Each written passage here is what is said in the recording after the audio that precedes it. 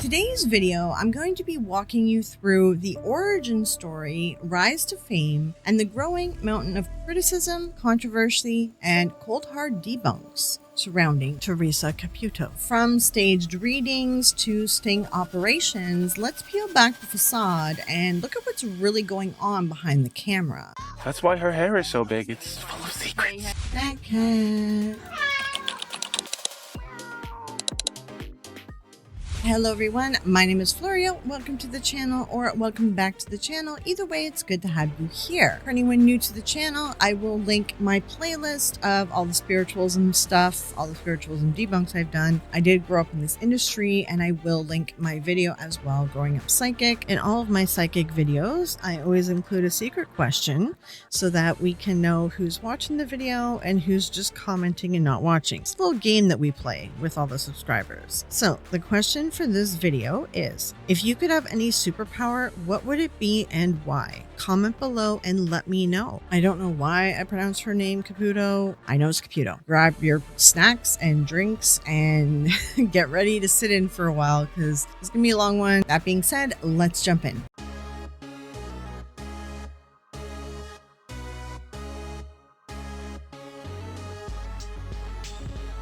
Theresa's origins. We can't really talk about Theresa Caputo without first laying out the full story of who she is, how she got here, and what exactly she claims her gift is. Because, say what you will, her rise wasn't accidental. It was methodical, media savvy, and all about who you know. Let's begin with her early life. This is from 1967 and all through the 1980s. Theresa Caputo was born Theresa Brigandi on June 10th, 1967 in Hicksville, Long Island. Born into a classic big Italian-American family, her dad Nick was a volunteer firefighter turned county water commissioner, and her mom Ronnie was a stay-at-home mom. And Theresa, well, according to her, she started seeing spirit when she was just 4 years old. Typical. Every psychic story I tell you guys, it's always between 4 and 6 years old when they start seeing spirit. She explains that she lived her life in crippling anxiety and panic attacks. By her teens, she wasn't just sensitive, she was practically haunted. It was less sixth sense and more like undiagnosed trauma meets something unexplainable. I see dead people. She did claim that she never understood what the anxiety was, but when she was older, she discovered it was all due to spirit energy trying to come through. That leads us to her spiritual awakening. So by the 1990s, Theresa was in her early 20s when she finally decided to seek help. But instead of going to a therapist, she went to a spiritual healer. This is a convenient story, of course, as to how she discovered her abilities. Enter Pat Longo, spiritual healer, energy channeler, and medium mentor. From what I can tell, Pat Longo doesn't seem like she was on TV or published any books and stuff leading up to this before she met Theresa. So I don't know if they arranged the script together, if Theresa just learned from her. I'm not too sure. Pat Longo passed away, so her website, they just have a memorial page up on every page. It doesn't show you any of the about info. So when I'm editing, I'm gonna take a look on the Wayback Machine and see if I find anything. 2009, I think her website first showed up in 2009, and in 2009 this is sort of what it looked like. So we'll take a look here. She talks about being a natural healer, long distance healer, spiritual counselor, teacher, past life regression, all the usual spiritualism crap, miraculous healings on all levels. Oh yeah, and then I saw they nicknamed her the White Dove. She's born and raised in Long Island, New York, mother of 5, grandmother of 10, and an energy healer and spiritual healer for the past 15 years. I myself was taking a spiritual awareness class when I was blessed with my gift of healing. I have helped countless men, women, and children overcome various illnesses, anxieties, and emotional traumas. Clients are counseled to heal the heart through peace, love, and forgiveness. Through my classes, students have learned simple techniques to bring the life they want to live closer to them. So I'm not a big fan of these spiritual healers because they tend to just exacerbate issues. So not a fan of this person. I know she's passed away, but you can talk about people who have passed away if they've been doing crappy crappy things or good things, whatever. Like, just because someone's dead, that doesn't give them a free pass. And here she worked on this lady for 10 years. She was experiencing severe panic attacks, at least 3 a day. 2 years later, so once Pat worked on her, she felt calmness and peace. And it's been 10 years. So 10 years she's been going to this lady. They've just been paying her for therapy. Okay, like you could pay a therapist and not have to go permanently for panic attacks. You can just go for set number of sessions. They'll do some CBT with you, walk you through it so that you're not reliant on them. They don't want you to be with them permanently. So that this lady spent 10 years of money on this Pat chick. Next time she came to see her, she had developed a rare eye infection, and literally overnight it had become all blurred. And he said that he had scarring on the eyes. After Pat did a healing on me, I went back to a doctor and he couldn't get over how well and how fast I was healing. And were you taking medicine from the doctor? Like, or is this even just a BS thing? Anyway, so her website kind of changed in 2011, and 2011 is when the Long Island Medium showed up as well. So they kind of combined the front page together here, again talking about she removes traumas and stuff through past life regressions. Like, all this stuff is not healthy to do. This is very dangerous to get into this path, and it's pretty much the same sort of stuff. I mean, it's all the crap that everyone says. So yeah, I don't know where she found this Pat Longo lady from, but like, she just looks like a same old whatever woo-woo spiritualism bullcrap. So 2012 March, after the taping of the Long Island Medium drumming, I had surgery and I'm fully recovered. I'm very grateful to be cancer-free. Thank you for all your care, concern, as well, and wishes. I thought she was a healer. Criminal offensive side eye. I thought she was a spiritual healer. Why did she have to have surgery if she's a spiritual healer? Like, you see the irony in all this? Like, there's these woo-woo people that are out here. I mean, like I said, some of them were serving some of my family. There was a guy that was taking care of my family. And like, this is the crap. They don't actually take care of the problems. And then when they get sick, they see a real doctor, which is what happened with the doctor that was dealing with my family. So, yeah. So her website kind of changed around this point with the Long Island Medium thing. Let's see if her about section changed. It's about the same. Testimonials are pretty much the same. Okay, so her site looks very different in 2015. The 2014 ones are not loading. So, okay, so everything looks very different in 2015. It looks a little bit better than before. Uses divine energy for over 20 years. Helps people with different diseases, addictions, anxiety, panic disorder. She was helping with addiction too. I do not like people who do this stuff. This is dangerous. And she's using past life regression therapy to remove trauma from people's lives. That's a whole myth thing. I know my mom used to do that stuff too. The only downside with Wayback Machine is it's very slow and I don't have the patience for it, like, to be completely fair. I could probably find more stuff in here if I had the patience. Oh, look, she's charging $250, $200. Yeah, I mean, that's pretty pricey. Yeah, now she's got pictures with her and Theresa. Geez, Theresa is short. And if this lady must have been super short, because Theresa herself is very short. Oh, did she have a YouTube? Spirit grabs my hand. I'm not a fan of this stuff. Let's take a little look at, I feel like she's doing like the weird acting out, like faith healing stuff. Let's just take a quick gander at one of her videos.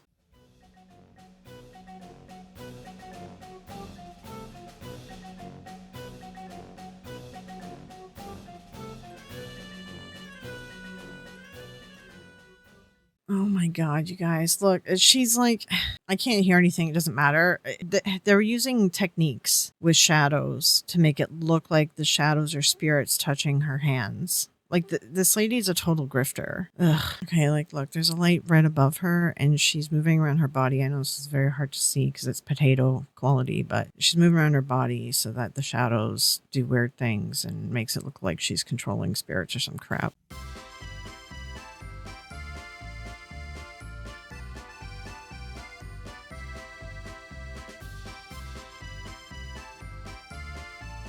Yeah, I'm just curious about this. But the arms are so big. Yeah.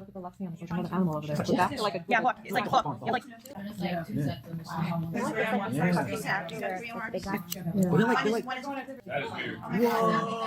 Oh my God. Oh my God.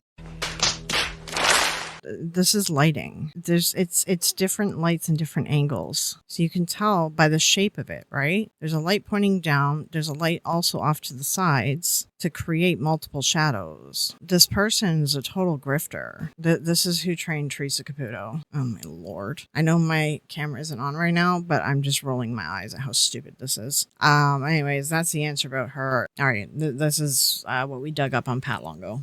According to Theresa, one session with Longo changed everything. Just one. She told Theresa that her anxiety was actually from suppressing her spiritual energy, and the fix was to learn to channel it. Now, another thing I want to point out here too, as a side tangent, her channeling it is going to involve like meditation and grounding and finding oneself, blah, blah, blah. So like if you have anxiety and panic disorder and everything, if you do meditation and you do things like this, it will help actually like cure it, or at the very least like lessen your symptoms. And if you do find some sort of spiritualism, religion, whatever, and if you truly believe it in that moment, like that can also help cure it as well. So it's very possible that's all this was. Just really meditation alone works really well. I have panic disorder and everything too. So like meditation does help a lot. And that's what Pat would have had her do. I do find this story a little bit odd and very convenient that just after one session, she decided that she was a medium. This Pat Longo person, just one session with someone and you tell them that they're a psychic medium and that all their panic and anxiety is spirits trying to come through, that's also very dangerous. If someone has mental like health issues or mental illness that's really severe, her telling people that on one session, it is concerning how she just diagnosed her like this.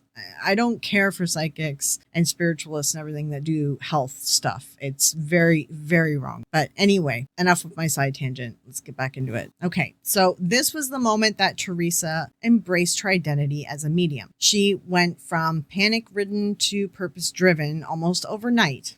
And honestly, the narrative of healing by embracing your gift would become the core emotional arc that she sells to audiences. I think this story just sounded really good in the media, press, and her TV show. However, I want to point out from the stories I found online, her husband and kids said that her anxiety got bad in her 20s. They talk about it appearing. They don't say anything about it being a problem before then, like especially before he married her, before he asked her to marry him, they got engaged, whatever. Like there was no anxiety discussion. This was after they had some kids. So her story about it happening since her childhood, it's a little bit off. Of course, she can say she had less anxiety until her 20s, and that's when it got worse. But still, I'm going to side-eye this a little bit. And we're going to revisit her gift origin as well shortly here. But let's carry on into the 2000s. As we move into the 2000s, by this time, she's doing readings on Long Island. She's handing out business cards. And this is the key thing. She's building a word-of-mouth reputation. She ends up joining the Forever Family Foundation. And this is an organization that claims to scientifically validate mediumship. She ends up registering with them as a certified medium. And this organization, there's a lot of them out there and a lot of them operate on Facebook. Just a side note, because we're going to take a look at them really briefly here. Just be careful, because what they do is they try to hit up parents that are grieving and they encourage these parents to like seek out psychics and stuff to help with their grieving process. And there's a bunch of these foundations and organizations all over. And like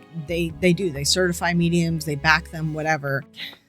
I've seen a lot of bad stuff come out of it too.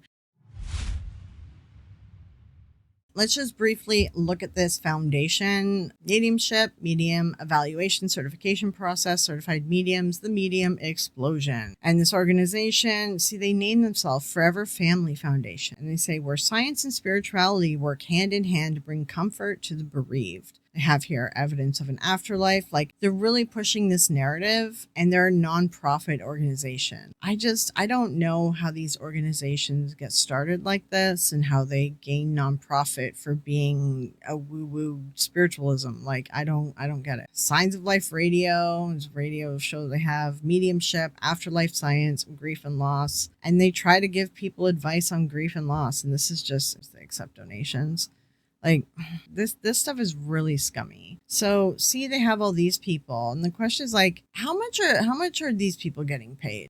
I think that if we wanted to dive into these people a little bit more, we probably could, because they are nonprofits. So I think that they have to make their tax stuff public, I believe it is. So it's something that maybe we'll explore a little bit more in another video, because organizations like this, they just cause people to delay the grieving process, and they just end up hurting people more. It can get people stuck in the grieving loop, and they never actually move on, and they just stay forever grieving because they think they're talking to the dead. It's a bit of a mess to do stuff like this, to be honest. Anyway, let's carry on with a few other things I want to talk about here. She's registered with this organization, and her business is booming, the mediumship business. She's getting book solid. She's like 2 years in advance book solid. And this is before she gets any sort of TV attention, any TV cameras, anyone in the TV industry has even heard of her yet. So she worked hard to build up this business, grifting business, whatever,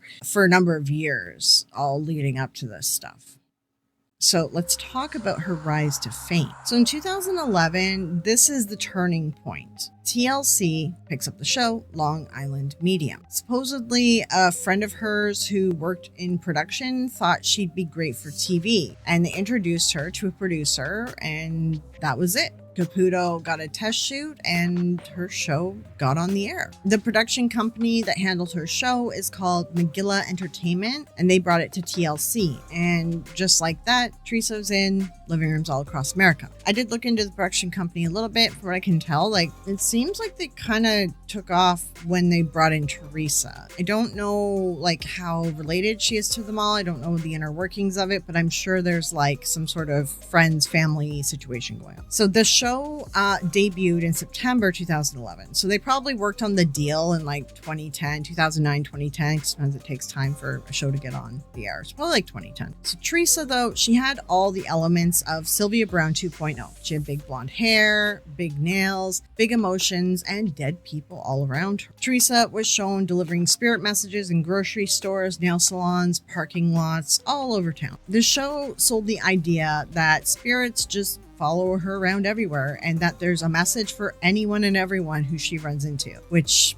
doesn't jive with other mediums who say like spirits don't always come through, right? But it is convenient that all of this took place in the town where she lived, and people knew her and she knew them. But of course, no one questioned this because people for some reason don't question TV shows. By season 3, she's pulling 3 million viewers an episode. And with that momentum, she launches her live tour, which is Theresa Caputo Live, The Experience. And picture it, it's kind of like a Vegas style mediumship show. You see magic. Got it. She struts the aisles, calls out spirit messages, has the crowd eating out of the palm of her hand. She is a very good performer. She's a very good mentalist, right? And she does like put on a show, and everyone, for the most part, has fun, except for those people who notice the problems with it, which we'll get to. So then she begins releasing books, which is a bit of a different style, as all the other medium stars that we've covered, they had books before a TV show, before they got attention on a wider, set like this. This sets Theresa apart a little bit and tells us how much effort she put into her medium shtick before hitting it big on TV, because she didn't bother to write any books up until that. When her books started, she began with 2 of them. In 2013, it was There's More to Life Than This, and that was a New York Times bestseller. In 2014, it was You Can't Make This Stuff Up, another bestseller. Keep in mind, you can be a New York Times bestseller if you hit bestseller like for a day or something. Like, you can just call yourself that. People love mediumship stuff, so I'm sure that it lasted for a while. At this point, she's not just a TV medium, she's a brand. And this is the peak of her career. But in 2017, something big happens. First off, she releases her 3rd book, which is called Good Grief. Good grief, that she believes the other side is the perfect place to meet all kinds of celebrities. One day her cell phone began randomly playing a rap song, which she said was a message from her late grandmother. She wrote, "Maybe she's hanging out with Tupac in heaven." And then her real life hits really hard. After 28 years of marriage, she and her husband, Larry Caputo, they split up. The breakup is amicable, and it plays out on her show, which at this point is in 2017 in its 10th and 11th season. Keep in mind, like, I watched a bunch of her show too, and like, it's very bad acting. And the breakup, like, it plays out in the show, like, everything's clearly pre-planned and acted out. And Larry's a horrible actor, by the way, too. But anyway, in 2018, the divorce is finalized. She keeps the Caputo name, and the fans stay loyal, and the show keeps rolling. By the end of 2019, Long Island Medium airs its final season, season 14. After 8 years and 176 episodes, TLC wraps up the show. But Theresa, she's not done yet. She continues touring nonstop. Some venues even sell out multiple nights. Her fan base is very loyal, and at this point, she claims to have done tens of thousands of readings, which, yeah, if you include the group stuff in these big shows, that's probably accurate. But then 2020 hits, COVID, and this actually set off psychic and mediumship. If you look at the economic graph for them, it actually has a dip because they panic. They can't do this stuff in person anymore. The tours pause. It is interesting how she and all the other psychics never saw COVID coming. Some people like Susan Gerbic even point out that Theresa had rescheduled and canceled many shows, never knowing when a venue would cancel due to COVID or if the venue would go forward with her show. Even though she's psychic, should she not have seen this coming? That's the question. So Theresa, like other mediums and psychics, pivot, and she launches a podcast called Hey Spirit. And then she begins doing phone and Zoom readings, turning the quarantine into another way to reach her audience. And it works. It actually works for all the psychic mediums. And it's a whole big booming industry now, Zoom psychics. It's a huge thing. And even TV psychics, they all do it. Tyler Henry has them, Matt has them. A lot of the TV psychics, they'll have these Zoom readings now. A lot of psychics went this way, and it's a huge part of the business. Even after the COVID restrictions lifted, clients were now used to using Zoom. That's why it's opened up far more opportunities for grifters and psychics to rip off the grieving, far more opportunities for psychics all across the world to hit up anyone. But back to Theresa. Her Hey Spirit podcast, it gets nominated for an Ambie Award. And along with this, she writes her book number 4, which is called Good Mourning. And mourning as in mourning a loss. She frames this one around not just death, but everyday grief, breakups, life changes, aging, and so forth. It's more personal and grounded, and yes, it becomes another New York Times bestseller, of course. By 2022, she's back on the road with her live tour. Her hair slightly changes, but it continues to still have its girth, and then she also becomes a grandmother. Nothing really stops her. She keeps filming and podcasting and touring all over. And this leads us to her TV comeback in the current era. So we're looking at 2024 to now 2025. In 2024, she returns to TV with a new Lifetime series, Theresa Caputo Raising Spirits. This show follows her touring, doing readings for people, and her personal life as a grandma medium hybrid.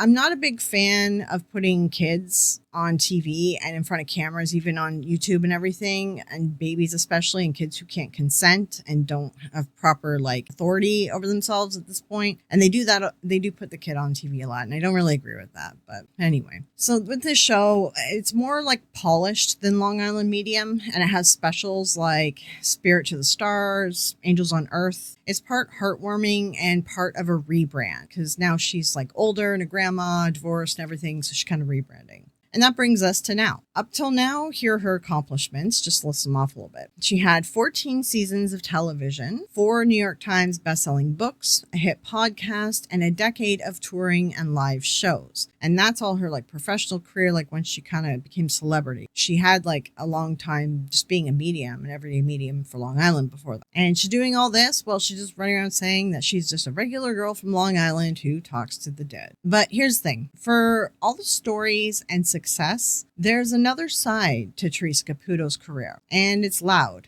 It's very loud. Skeptics, journalists, former fans, even other performers, they're not just raising eyebrows, they're launching investigations. Now that we know how the empire was built, let's take a closer look at the cracks in the foundation. The shifting origin story. Let's talk about her gift. So here's the thing. Caputo's origin story of her gift keeps changing. Depending on which interview you listen to or which year it is, Theresa and her psychic abilities, the story of when they started, how they actually work, it shifts and changes. She's not alone in this. If you look into a lot of these like self-proclaimed mediums and psychics, you'll notice a pattern where the origin story evolves over time. Some of that might be marketing polish, some might be memory fuzz. For skeptics, these little inconsistencies, they matter. But as I mentioned before, they always say that it started around age 5. It's always somewhere between like age 4 and 6, but usually around age 5, like every time, I swear. So when did Theresa get her powers exactly? So like I said, she claims that she's been sensing spirits since she was 4 years old, saying that she used to see figures at the end of her bed and talk to them, even when no one else was there. Yet later, she then says that she just had panic attacks as a child, not that she saw anything. But, the seeing figures thing, it's the childhood mystic angle. Cute, spooky, compelling, and a spiritual prodigy. Where the other accounts, she insists that she didn't realize what was happening until her late 20s. And other accounts, she says early 20s as well. So, leading up to all this, she just said it was panic attacks. But then later on, she says that she actually saw figures and things. So, Eventually, she went to a spiritual healer, like I mentioned, and she was told, quote, yeah, those aren't panic attacks. That's dead people trying to talk to you. That's the most ridiculous thing. Anyway, Theresa said this revelation took 5 years to really accept. And this is where, I'm not sure if she originally was doing this grift off the bat or if this person convinced her of it and then she realized it wasn't true, but she continued the grift. Because there are spiritualists out there who are doing this with clients and they convince people that they're truly psychic. And that's how they make their money, by creating new psychics. And eventually people do catch on to the psychic angle and they realize that they're not, but it can take a while, right? And then that's when the decision comes up. Do they continue the grift or do they pivot into a different career path? Theresa did say as well that she bounced between healers, spiritual classes, and therapy before finally embracing her gift. But then in other instances, she just says that Pat told her this and Pat is the one who helped her. She didn't do anything else. So I don't know. One quote, she says, what do you mean I can talk to dead people? Is what she said in response, I guess, to Pat. Then there's the 9/11 story that comes up, of course. There is one instance where she said that her gift became apparent after the 9/11 attacks. She said that she had a profound spiritual experience where she was told this was her soul's journey. So now this is when she realized that the anxiety wasn't just was ghosts. And then she also then was told that this is her divine calling. This is when she brought God into it. Okay. The new TLC special, Long Island Medium in memory of 9/11. It's been a lot of fodder, a lot of people talking about it. And, there is a little bit of, controversy, backlash to it. And I want to give this to you, the ground to talk about. There are some sensitivities over the subject matter, but what do you want to say to those who are misunderstanding your intent? This 9/11 special, I was so honored to be able to do this because on so many levels. And something that a lot of people might not know about me is that 9/11 was the turning point for me of fully embracing my gift, accepting the fact that this is my soul's journey here in the physical world. This 9/11 thing, she acts like this is her realization moment, not the spiritual healer. It's a little confusing. Do all these stories contradict each other? It's not necessarily, but the framing changes. It's the details. And then she's like, well, no, this is when I got my divine calling, but this is when I was told I'm a medium. It's all over the place. And the timing doesn't make sense too. The panic attack things and it really doesn't make sense. Because some stories, she says that her gift was lifelong, whereas other times it was later in life, in her 20s. Sometimes it's framed as trauma-induced anxiety, and other times it's divine destiny, because she does slip in God there. And this is where the term spirit comes into play. But when someone's entire brand is built on being a conduit to the other side, you'd hope that their origin story wouldn't keep needing edits and changes. Let's talk about, how does her gift work? So you say spirit guides you, but do you ever feel that physically?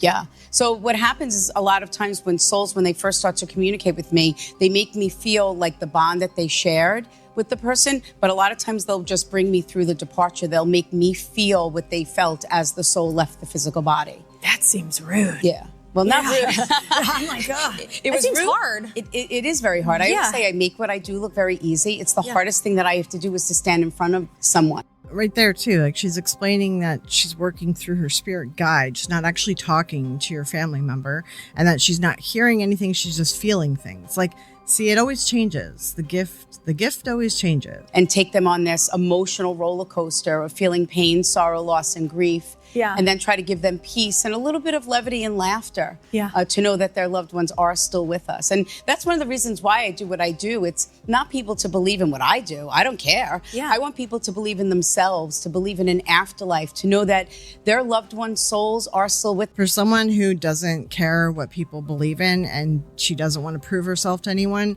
she certainly, during her sessions, her show, she certainly goes into a lot of detail as to why she's accurate and why she's getting what she's getting. Like, come on. You make money off this. Of course you want to prove it's real. But so whenever you say you feel it, like, do you actually feel it physically? Like, feel affected? Yeah, like I could feel like I already knew when I was standing back there that there was a real tragedy of a departure, because I kept tasting blood.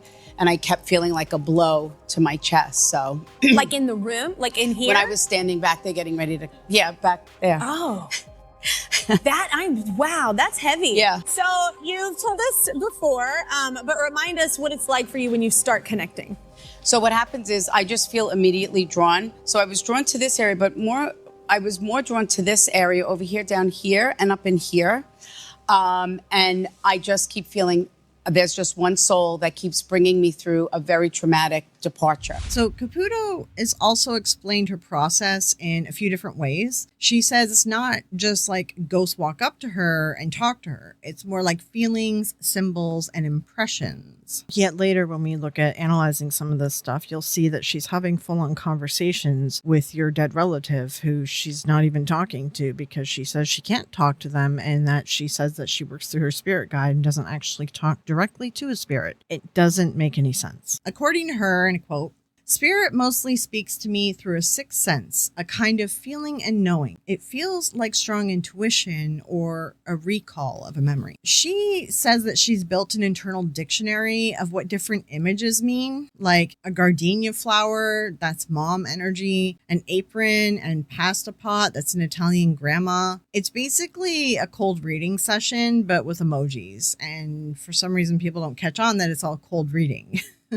She says, and I quote, "It's like piecing together a puzzle and can sometimes sound like guesswork." Honestly, this all sounds like guesswork. This is how cold reading works. These are the cold reading techniques. They are guesswork. You put out something like, "I see someone wearing an apron," and you see if anyone bites. And that's literally how she explains her gift. And she's literally telling you to your face that she's lying to you. It's absolutely ridiculous. Theresa also said spirits, quote, "step forward when they're ready, not on command," and that she doesn't chase people around the store unless a message is too urgent to ignore. Yet when you see all those TV episodes, like anyone that she touches or talks to, like there's a message. It's like it's a little bit weird and all over the place. So it's interesting considering that the show made the whole gimmick out of her chasing strangers around the mall to deliver spirit messages too. Like this is a whole part of her reality TV show. But also, side note, if you're psychic or whatever, don't come up to strangers and ruin their day by forcing them to think about traumatic memories in the middle of them doing their shopping and running their errands. That is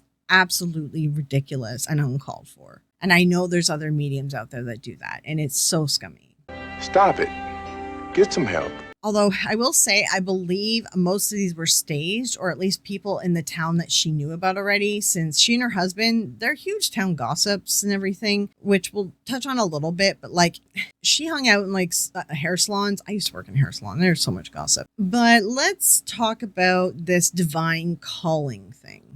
Caputo frames this all as a gift from God. She's reconciled it with her Catholic faith and now says it's her spiritual mission to help people heal. That's why she calls herself a grief expert, not just a medium. And that is dangerous talk, because now it sounds like you actually have training as a counselor and you don't. You're just a medium. And when you put labels like that on, it convinces people sometimes that you know what you're doing when you have never taken a psych course. Of course, saying spirit told me is just an attempt to frame her abilities as okay by God. The mediums that do this, so they can make sure that they open up their customer base to all people of all beliefs. Let's circle back again to her faith a little bit. Caputo identifies as a practicing Catholic, complete with a statue of the Virgin Mary in her yard. But as Women of Grace pointed out, mediumship is considered an abomination in the Bible, specifically condemned in Deuteronomy 18:10 and echoed in Catechism, I might be saying that wrong, number 2116. Yet many grieving Catholics look to Caputo for comfort. But is it still comfort if it's built on deception? And I know that this is something that comes up a lot. Like, I'm not subscribed to the Bible, faith, and all that stuff. But I understand that there's like this like false prophets thing that some people, depending on which denomination you're on, they're told like not to follow psychics because they're false prophets. And it's probably because, they're lying and stuff, right? But there's a whole other history side to that. I also am just mentioning this too because psychics and grifters, they like to hide behind religion, and they like to use religion as a shield to protect themselves from any criticism. But their own religion that they follow calls them a grifter, and it was probably written in the book back then because there was people doing this stuff and ripping people off. The other reason I also pointed out, as I just find it interesting, I remember back in the day, like they would be anyone who was following the Bible, any denomination, Catholic, Christian, whatever, Presbyterian, whatever. They were so against witches. They were so against psychics. It was like the spiritualism industry versus people who follow the Bible. And now it's like jammed together, and it's very weird to me to see it because it wasn't like this back in the day. And it's funny because this whole spirit thing, like that's new. That started to incorporate the Holy Spirit, and that wasn't around really in the 90s. I think it kind of started a little bit in the late 90s, but like I think it maybe started a little bit with Sylvia Browne because she was incorporating like Jew, Catholic, all these other things together. And then a lot of psychics like built upon it and like really enforced it more. And now it's like they're just trying to hit up anyone who might be a possible target. The inconsistencies when the gift started, what it feels like how spirits communicate, all this matters because the more someone shifts the foundation details, the more it looks like they're adjusting the story to fit their audience. This divine thing came later. The way that she describes how her gift work changes, like it's very weird. So yeah, maybe spirits do speak in symbols, or maybe Caputo is doing what every cold reader does, which is fishing, reinterpreting, and letting the client do the heavy lifting. One thing's for sure, if spirit really is guiding her message, they're not consistent in any sort of way. Like if an apron always means like a Italian grandma, then you should always see an apron, right? But she doesn't. Theresa's brain scan. I was going to include the section I created on Theresa's brain scan, but this video is already going to be very long, and I already separated it into its own video because I do want to reference it in other comments and videos and things like that. You all are capable of being able to find the video that came before this about brain scans on psychic brains. I don't think that we need to repeat it and make this video even longer for something that I've already posted separately. It doesn't hurt anyone though, right? I want to add this as a section because I always hear people say, what's the harm? If a grieving person feels better after a psychic reading, shouldn't we just let it be? Live and let live? But here's the thing, mediums absolutely cause harm, and they do it all the time, especially when they wrap themselves in the warm glow of healing, all while playing fast and loose with people's emotions, memories, and in some cases medical advice, because they do slip into that a lot. This isn't a theoretical argument here either. Skeptical investigators have been pointing out real life examples for years of the harm being done. Take Dr. Karen Stolznow, a linguist and longtime paranormal skeptic. She wrote for the James Randi Foundation in an article. She critiqued one of Theresa Caputo's episodes where Caputo claimed to be haunted by the spirit of a deceased little boy. Caputo described him being overwhelmed, unable to eat, sleep, or function because the spirit was constantly following her. But then she put off meeting with the grieving mother for a full week. If it was bothering her that much, why did she put it off? Dr. Karen wrote, and I quote, Caputo appears to be greatly distraught by the little boy's constant presence, but she is strangely unavailable for a session until the following week. She spent this week in apparent spiritual agony, yet still had time to have lunch with friends, all the while complaining about her invisible friend, the little boy. Imagine telling a mother that her dead child is tugging at your soul every second of the day, but then you'll pencil her in next week after brunch. Then there's Pamela Weinstein, whose 3-year-old son was murdered in 1999. During a taping of The Ellen Show, Caputo zeroed in on her, and then she goes on to say, he's thanking you for loving him and respecting his choices. Weinstein was confused. Her son was 3 years old. He didn't have any choices that he was dealing with. She later told Radar Online, and I quote, she was referring to my son as being much older than he was. The reading wasn't anything close to what my son would have wanted me to hear. It did not offer closure at all. That's the kind of stuff that never gets shown on TV when the medium gets it wrong. And the result isn't comfort, but more grief, more confusion, and more pain. Somebody lost a son in a tragedy. He tells me that he passed because he shows me the doves in his hands. She's right here, the woman in the blue shirt. Did you lose your son, ma'am? So just know that he's showing me the doves in his hands, which is my symbol for that he's safe and at peace with God. And he snapped his fingers at me, which is my symbol for that he left the physical world in an unexpected way. And wants you to know and thanking you for the way that you loved him and respected his choices and decisions. You didn't always agree with him, but you always respected him. Is that correct? He wants to thank you for that. And more importantly, that he's at peace. He actually leaned over and kissed you and said, thanks, Mom. And in the moment when you're on live TV, you're sort of feel this pressure to react in a positive way and reaffirm what they're doing because you don't want to make a fool of them and yourself on TV. So like there's that pressure there and people end up coming clean later on. So keep that in mind. So the real harm, let's be blunt. Mediums can reopen old wounds that someone has also spent years trying to heal. And even worse, they can rewrite memories. A lot of people don't realize this, but they've proven that every time we recall a memory, our brain literally recreates it, rebuilds it from scratch, meaning it's vulnerable to outside influence. If a medium starts suggesting new facts about the deceased, it can overwrite a person's real memory and replace them with emotional fiction. And that's not really healing. That's gaslighting through fake talking to ghosts. And then there's a time when it's dangerous in other ways, when mediums drift into giving health advice from the dead, medical advice from their deceased. And yeah, they'll say things like your grandmother's spirit is telling you to avoid chemo, or your headaches are from bad energy, not a tumor. Those are the more severe examples. These people aren't doctors. They're not even psychics, but they pretend to speak for your dead loved ones while whispering sweet nonsense that could literally get someone killed. Sometimes they'll even be like, they'll say, oh, I see a problem with your heart. So then you'll spend your time and effort and money getting your heart looked at when it turns out you have colon cancer, right? It makes us ignore other parts of our body. That's the more subtle one. But look, sometimes the harm isn't even that deep. Sometimes just flat out manipulative.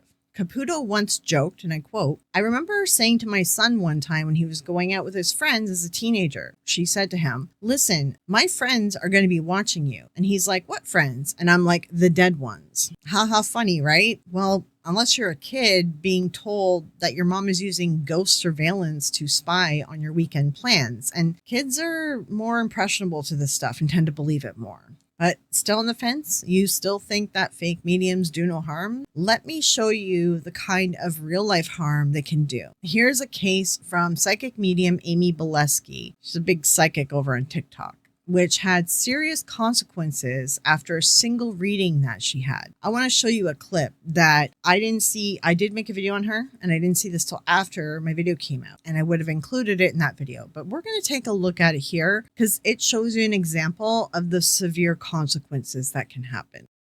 This upcoming clip discusses people who take their own lives. If this topic is too much for you today, that's okay. You can just skip to the next chapter. Debating doing this video. And this morning, it sealed the deal. I just want to point out that she's in the bathroom. She's got her straightener going, and that's an electric current. And also it could be picking up stuff from being on the bathtub. It could be picking up different things in the air too if she just took a shower. The REM pod is very easy to set off. I've done videos on this. So many people have done videos on this, so it doesn't mean anything. You're here, aren't you? You are here. I can feel you.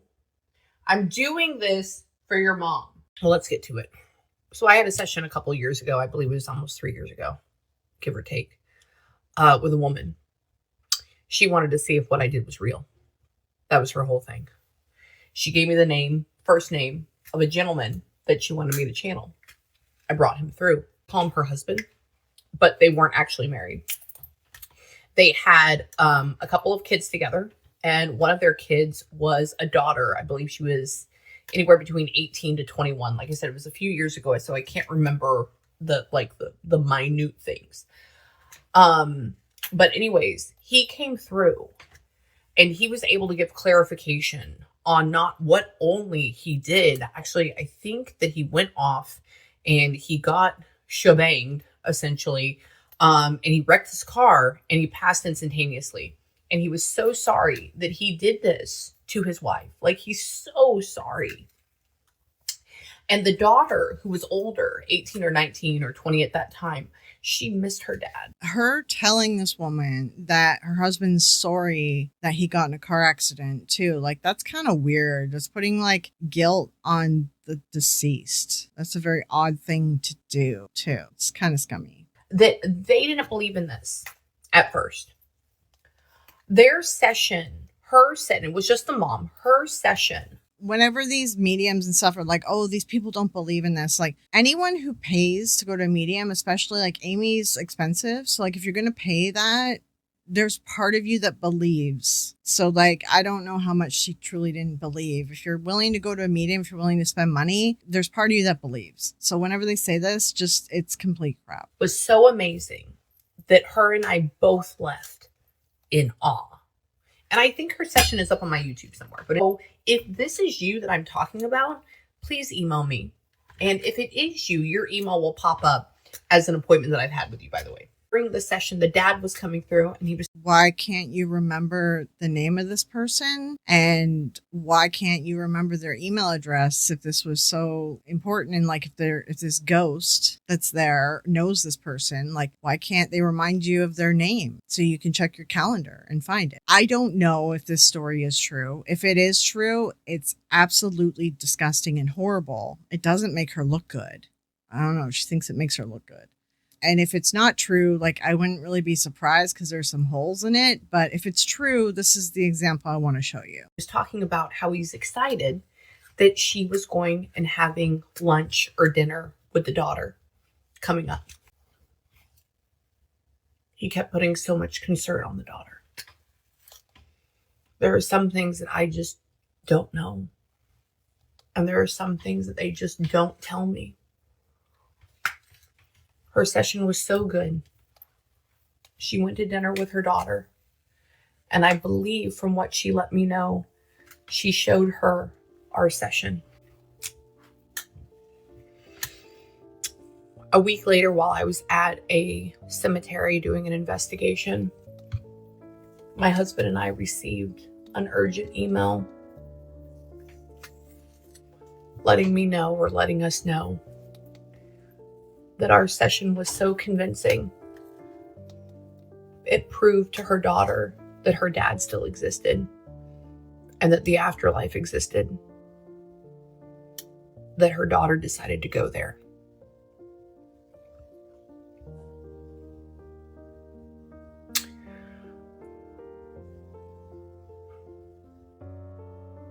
I will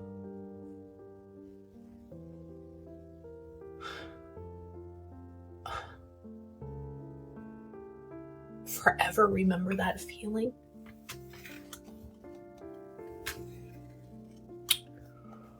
You're a medium. You're doing this shtick. You know it's a grift. Like with Amy, like it's clearly a grift, right? And your grift caused someone's daughter to take their own life because you made them believe so much. Either this isn't true, or this is the point when she realized maybe that she wasn't truly psychic. Because there are a lot of people who start off truly thinking they are, and then they realize that they're not. But this is the turning point. If this really happened, this is your turning point. This is your chance. I mean, the fates even are telling, if you believe in fates here telling you, like, this is your chance to stop this, because what you did just took someone's life. That girl took her life because of this psychic, not because of her dad, not because of her mom, but because of this psychic. And she's taking no responsibility for it. And now she's saying that she's talking to her daughter, that this is her daughter in the REM pod, and she's talking to her daughter. And this is really intense. And why wouldn't you remember this person's name? Why wouldn't you remember their email address? And why are you putting this out there as content, telling the whole world that this woman's daughter took her life? Like, it's messed up. That's the other thing about Amy. She puts out people's stories, like, who haven't consented, clearly, because she doesn't even know this person's email address, right? And when you watch this, if you see this, I know you were a follower here on TikTok. I know your daughter has been with me. I had a dream about her last night, even though I don't know who she is. But I have been so inclined to make this video. And as you can tell, my equipment's going off in the back, which means it is her here talking. So if you get this and if you see this, please email me. She's okay. She's fine. She's with her dad. But you have been on my mind for the last 2 weeks. But I just don't know how to find you. Again, I don't understand how she doesn't have her contact information. That's just completely stupid. It makes no sense. But this story, if it's true, this is like heartbreaking. Like, why have you not taken responsibility for what you've done to this woman's daughter? And you're turning it into content and trying to get them to sign up for another reading, which you're probably going to charge them for, right? Yeah. This is like on clear display, but they all do this. They all have like no sense of like empathy or a conscience. They think this is okay. And this stuff is messed up. Let's not sugarcoat it. As I've said before, this stuff does hurt people. What Caputo does is emotionally exploitative, even if it looks like compassion. And this is where a lot of people mix these things up. They think that mediums are helping and they're not. The excuse that it brings comfort doesn't cancel out the damage when it goes wrong, horribly wrong. And for all the showmanship, all the tears, all the dramatic music, the person being comforted is often the medium's bank account itself. That story, if true, is very heavy. So feel free to take a break from this video if you need to, because we're at a good stopping point. The rest of this video is going to be discussing debunks and analyzing more of Theresa's readings and her abilities. So excuse the tone shift as we move forward with the second section of this video.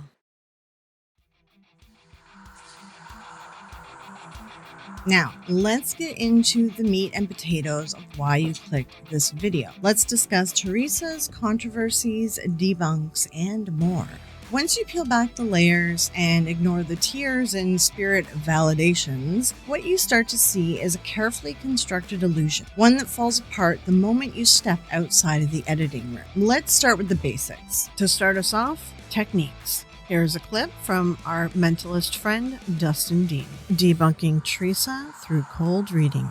The unexpected departure over here, because I just keep tasting blood. My name's Dustin Dean. I'm a professional national touring mentalist who has appeared on national television. I'm known for replicating and debunking psychic powers using the techniques I've learned over the years as a mentalist. That was Theresa Caputo, famously known as the Long Island Medium. She claims that she can connect with spirits and speak with the dead, charging a hefty fee and making a lot of money in this process. Let's break this reading down bit by bit. Before we go any further, if you don't know what cold reading is the idea that you start with this general information information kind of rapid fire and hoping that someone somewhere connects, which is exactly what happens here. Unexpected departure over here. This is a common phrase that psychics keep using, but need to stop using because it is so transparent and so obvious. See this time and time again from self-claimed psychic mediums. They always start with saying, now I'm seeing a spirit that left unexpected or left suddenly, something of that nature. Almost every death ever is unexpected or sudden to someone. You might be saying right now, oh, but what about old people that have cancer and die peacefully? That's not what she's trying to get. That's not what she's trying to connect. She's throwing out that she's seeing something unexpected. Now, this narrows things down because it allows her to kind of fish for someone that's A, pretty young, because they went unexpectedly, usually means young. B, usually some type of terrible, tragic accident. She goes on to say that she's feeling blood in the throat. Because I just keep tasting blood. So that's my symbol for when someone leaves the physical world in a okay. Now this... And she uses that blood thing a lot. ...doesn't really connect with anything.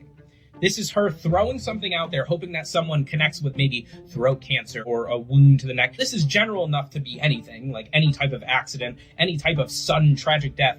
You're most likely going to taste blood in your throat. Now let's see who she connects to. I had a friend who got ran over. Day after his birthday. Now it's important to remember that she didn't pick this person out. This person volunteered themselves. Theresa, if she's speaking to a spirit, why not just talk to the spirit and connect with this specific person if she's truly talking to that spirit? Person who volunteers himself gives all the information. She says, my friend passed away, suddenly was hit by a car, it was the day after the birthday. All this information given by the sitter, not the psychic. Right? It'd be very impressive if the psychic gets all that, but she didn't. She'll take credit for it, but she didn't. When souls step forward and they take responsibility for their departure, it means that they take responsibility for their actions, choices, or decisions. Do you understand that? This kind of misses, but she kind of reconnects it to be the fact that this friend of hers was jaywalking and it was rainy, so it happened to... She tries to say basically that it was the friend's fault, which is an awful thing to imply, but anyways, besides the point. So, because I'm going to say this was an absolute freak thing that happened on how I left the physical world. Yeah. She goes on to use a technique I like to call listen and reiterate. If you remember, Theresa is the one in the beginning who said that she's getting some type of accident. Right? She's getting someone who had some type of accident, which could have been anyone in the audience. But obviously this person volunteers, and now she reiterates what has already been said throughout this conversation. She says, I'm getting that this was a freak accident. She's already established that this was an accident. And also, that's obvious. Why? It's not like the friend was like, yeah, no, it was actually planned. But I wonder, did someone leave the scene of the accident or... Because I heard, tell her that even if they got to me sooner, I still would not have been able to survive. Yeah, it was a very rainy night. Driver just didn't see and he jaywalked. And now we move on to another classic psychic technique. Oh, I'm getting a sense that maybe someone left the scene, someone left. So she's fishing the fact that maybe that it was a hit and run. Right? Well, notice what she does. She says this, she throws this out there, and she realizes she's not getting a yes right away. She's not seeing the person nod and be amazed. So she goes, but. She moves that in another direction, and she says, oh, well, because what they're telling me is that it doesn't matter if someone came there in time, it's too late. Which has nothing to do with that first thought she had, that someone left the scene of the crime. Those aren't connected. She simply shifted what she was saying. He actually just said to me that you had a dream of him. Yeah. He goes, I told her that I was okay in a dream. Now, finally, she pulls out one of the most common bag of tricks that a psychic uses and talks about them dreaming of someone that they lost. It's incredibly, insanely common. Almost everyone has a dream of someone in their life that suddenly passed away, or even someone who, just anyone in their life has passed away, grandmother, grandfather, friend. We all have dreams of people that we have lost. Usually it's things we want to hear from that person, like they're okay, they're doing good. So she uses this as a last resort to close off her reading and end on a high note. But anyways, here's my challenge to you, Long Island medium Theresa Caputo, and also Drew Barrymore if you're hearing this. Let me come on the show and challenge Theresa Theresa directly. If she can do her reading under my conditions, I'll give her $10,000 and finally admit that I'm wrong and that psychic mediums are genuinely real. And if you're interested some more in Dustin Dean, I did interview him for the Amy Bileski episode that I did, and that is in the spiritual playlist. I will try to link it as well. And he does have a challenge. If you think you're psychic and you want to prove it, he has a really high TikTok following, for one, and he's offering $10,000. So if you can prove it to him, if you can pass his challenge, then you win $10,000, and he goes on his TikTok to talk about how you're a real psychic. So if you're interested, reach out to him as well. And it's not just Dustin who has offered Theresa this challenge. Chris Angel once publicly offered Theresa specifically $1 million if she proved her abilities under controlled conditions, and she didn't respond. She just ignored him. James Randi also made the offer as part of his famous $1 million challenge. Her response after all this was saying, "I will never prove or defend my gift." That's convenient, isn't it? Sure, Jan. Caputo claims that she can't control when spirit talks to her. It just comes usually with vague symbols like feathers, numbers, or someone holding their chest. But as Philly Magazine reported, her live shows paint a much murkier picture. Philadelphia Magazine's Victor Fiorillo attended 2 of her shows and wrote an opinion piece titled "Don't Give Theresa Caputo Your Money." His verdict: Theresa Caputo is a fraud. Fiorillo's background is worth noting. His father was a professional magician, so when Fiorillo sees cold reading, he recognizes it immediately. He described Caputo's style as very fast and loose. She tosses out phrases like, "Maybe an older woman just passed," or "What about the number 21?" When multiple people raise their hands, she zeroes in on the one with the most emotionally reactive face, or someone holding a photo or necklace, and then she makes her connection. She's definitely reading the audience. And if she's wrong, he explains that she asked a widow if her husband left a note saying "I'm sorry," and the woman said no twice. Caputo, she didn't skip a beat. She then goes on to say, "The next time you're in a card store and you see a card that says 'I'm sorry,' know that this is from him to you." And then she walked away. This is something as well that John Edward does too, where he'll say, "Oh, you're going to see a sign of this in the future. You're going to realize what I'm saying later on when you're in the shower thinking about this." Fiorillo goes on to explain, and I quote, "She deflects mistakes. It's so fast and loose, and she's such a ball of energy that you can't really keep track. Her personality itself makes for strong misdirection. There's no way to keep score." Fiorillo argued that the real reason phones and cameras aren't allowed in Caputo's show is simple. Because if you got in there with a phone camera and you had a recording, pause, rewind, and watch again, and she's suddenly exposed. A lot of people do have misremembering, sitter misremembering. It's a whole thing. And if you have the actual footage, you can go back and double check to see how much information did I really give her. And she doesn't want that to happen. Because in real time, under the spell of her energy and emotion, it's easy to miss the errors. But under scrutiny, it piles up quite fast. And a live show doesn't have the magic of editing like her TV show does. But it does have a lot of misdirection like a magician. His final point hits like a gut punch. Magicians trick people who want to be tricked. Caputo is duping her trusting crowds, which are filled with the grief-stricken. He goes on to say she should be ashamed of herself. Instead, she's laughing all the way to the bank.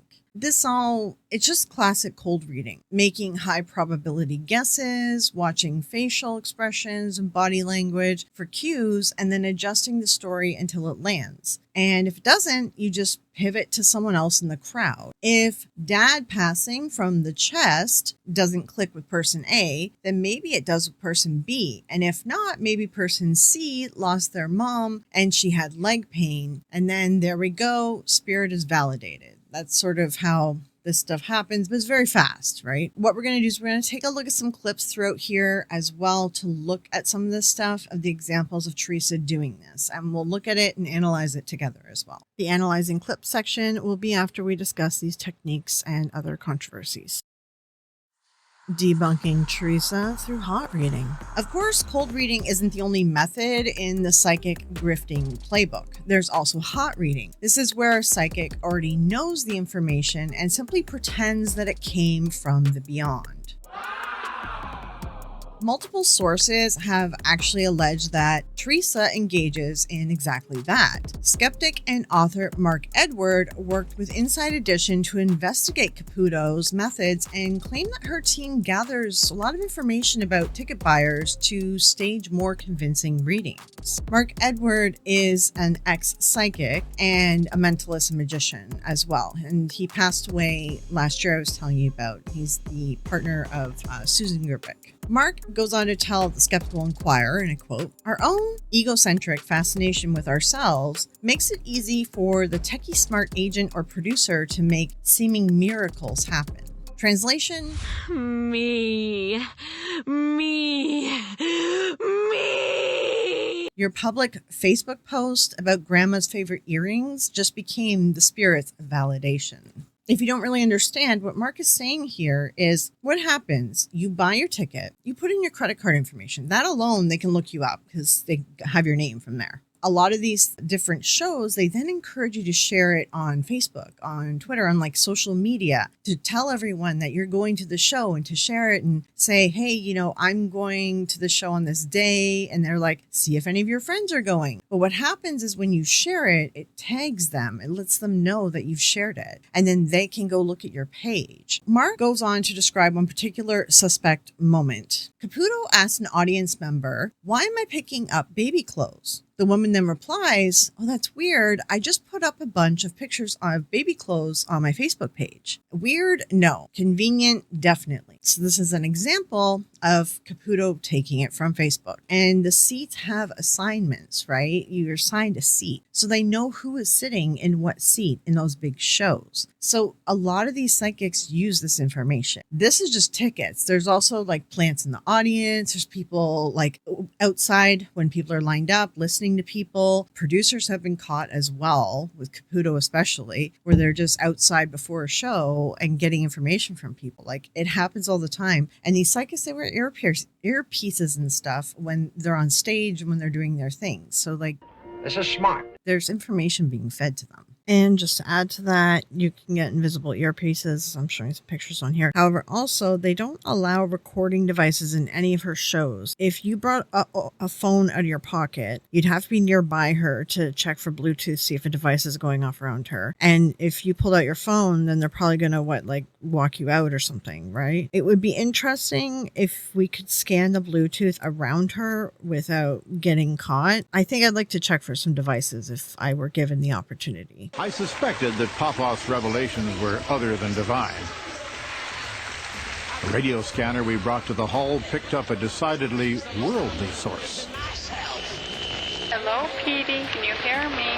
Popoff was being prompted by his wife through a wireless earpiece. Deary Johnson.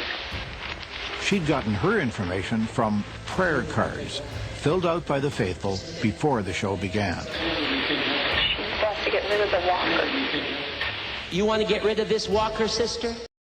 In another Skeptical Inquirer investigation, it was reported that Caputo's team strategically places people she's already read and knows intimate details about in the front rows of her live shows. It's a magic trick dressed up in morning clothing.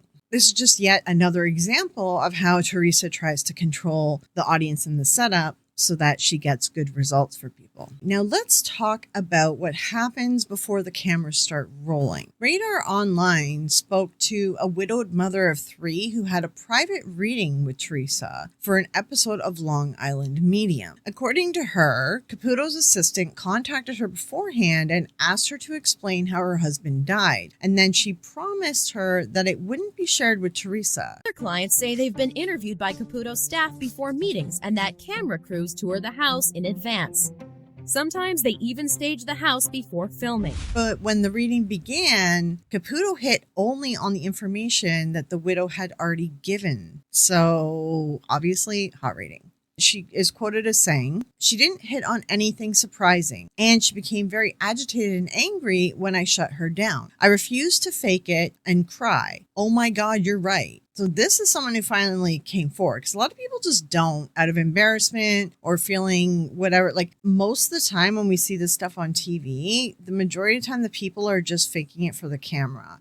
They're doing it for pleasantries, or maybe they're getting paid for their spot. They want the episode to air, different things like that. A lot of people do fake it, and this is one thing that people don't realize, right? It's like Tyler Henry, the Hollywood medium. Well, he's doing readings on actors, and they fake it a lot of times, and some of them have come forward and said that. It happens more than people realize, and a lot of the general public that is faking it, a lot of it is like sort of guilt and feeling bad and like being essentially a people pleaser. I feel really uncomfortable disappointing people. So I do things that I don't want to do to keep people from getting upset with me. And you just don't want to, cause anyone to be embarrassed or ruin the show for anybody. So you just kind of go along with it. And they probably pay people for it too. It does happen just once in a while. Someone actually has the balls to say no and come forward and tell their story like this. And as well, the stuff I'm putting in here, all the references, I'll link a reference doc also to this video, and you can check all this out for yourself. Now, with the same reading that happened, she said one hit that impressed her at first was Caputo correctly mentioned her son like SpongeBob SquarePants. From there, everything kind of soured. The crew had been in her son's bedroom and saw the huge SpongeBob plush toy sitting on his bed. And then she goes on to say in the article, "I put two and two together. I think Theresa's a phony. I don't think she really gives a crap about the people she meets. It's all for the cameras." Now, then also there's the Howard Stern show. Howard Stern apparently refused to have Caputo on his show. According to Radar Online, Caputo demanded 45 minutes alone with the audience before taping. Will spoke to her because we were thinking about having her on at one point. The first thing is, we can't just bring people in. You know what I'm saying? For her to read, you mean? Yeah, we can't bring people in for her to read. There's rules. Well, yeah, because you know what? You pick up different vibes from different people. And she absolutely needed 45 minutes alone, completely alone, no cameras with the people. With the people. Yeah. What do you make of that, Sal?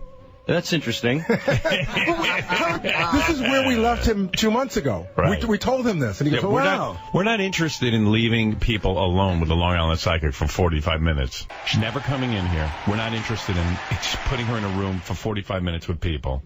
Right. It's never going to happen. And this is something that Mark Edward told Theresa did. She always asked for alone time with the audience before they started taping. And that right there is a huge red flag. And Howard Stern, he said, we're not having it. We're not interested in leaving people alone with the Long Island Psychic for 45 minutes. The funny thing is, this actually happens with a lot of shows, and I've mentioned this before, where if they want to have this guest on, they'll say their conditions are, I need to have alone time with your audience, or I need this, or I need that, right? Or I need information on the person I'm going to read ahead of time because I need to connect with their photo or some crap. And this is what they do. We don't hear about prep stuff and the agreement that they make with the shows. We just see them appear on the show. I can't interview Mark as he has passed away last year, but I do know Susan Gerbic, his partner. Susan Gerbic, prominent skeptic, known for her undercover stings and operations on mediums. She's pointed out that most celebrity psychics refuse to operate under conditions that would eliminate hot reading or information leaks, and Caputo is no exception. Susan hasn't gone after Caputo directly. Her team's most famous target was Thomas John, and you can read a bunch about that. And she also did Matt as well. Don't remember if she did Tyler. No, she did Matt and Thomas John. Those are her two big ones. But the same principle applies to all of them. As Susan puts it, and I quote, "They won't perform without control of the environment, and that should tell you everything you need to know. When the setup can't be manipulated, the magic of everything disappears." In Caputo, she's been repeatedly invited by skeptics, journalists, and even stage magicians to demonstrate her abilities under fair, controlled conditions. Every time, the response has been either no response at all or some variation of, "I don't need to prove anything to anyone." So let me play you a clip of what Mark was telling Susan about regarding the setup of Theresa's TV audiences and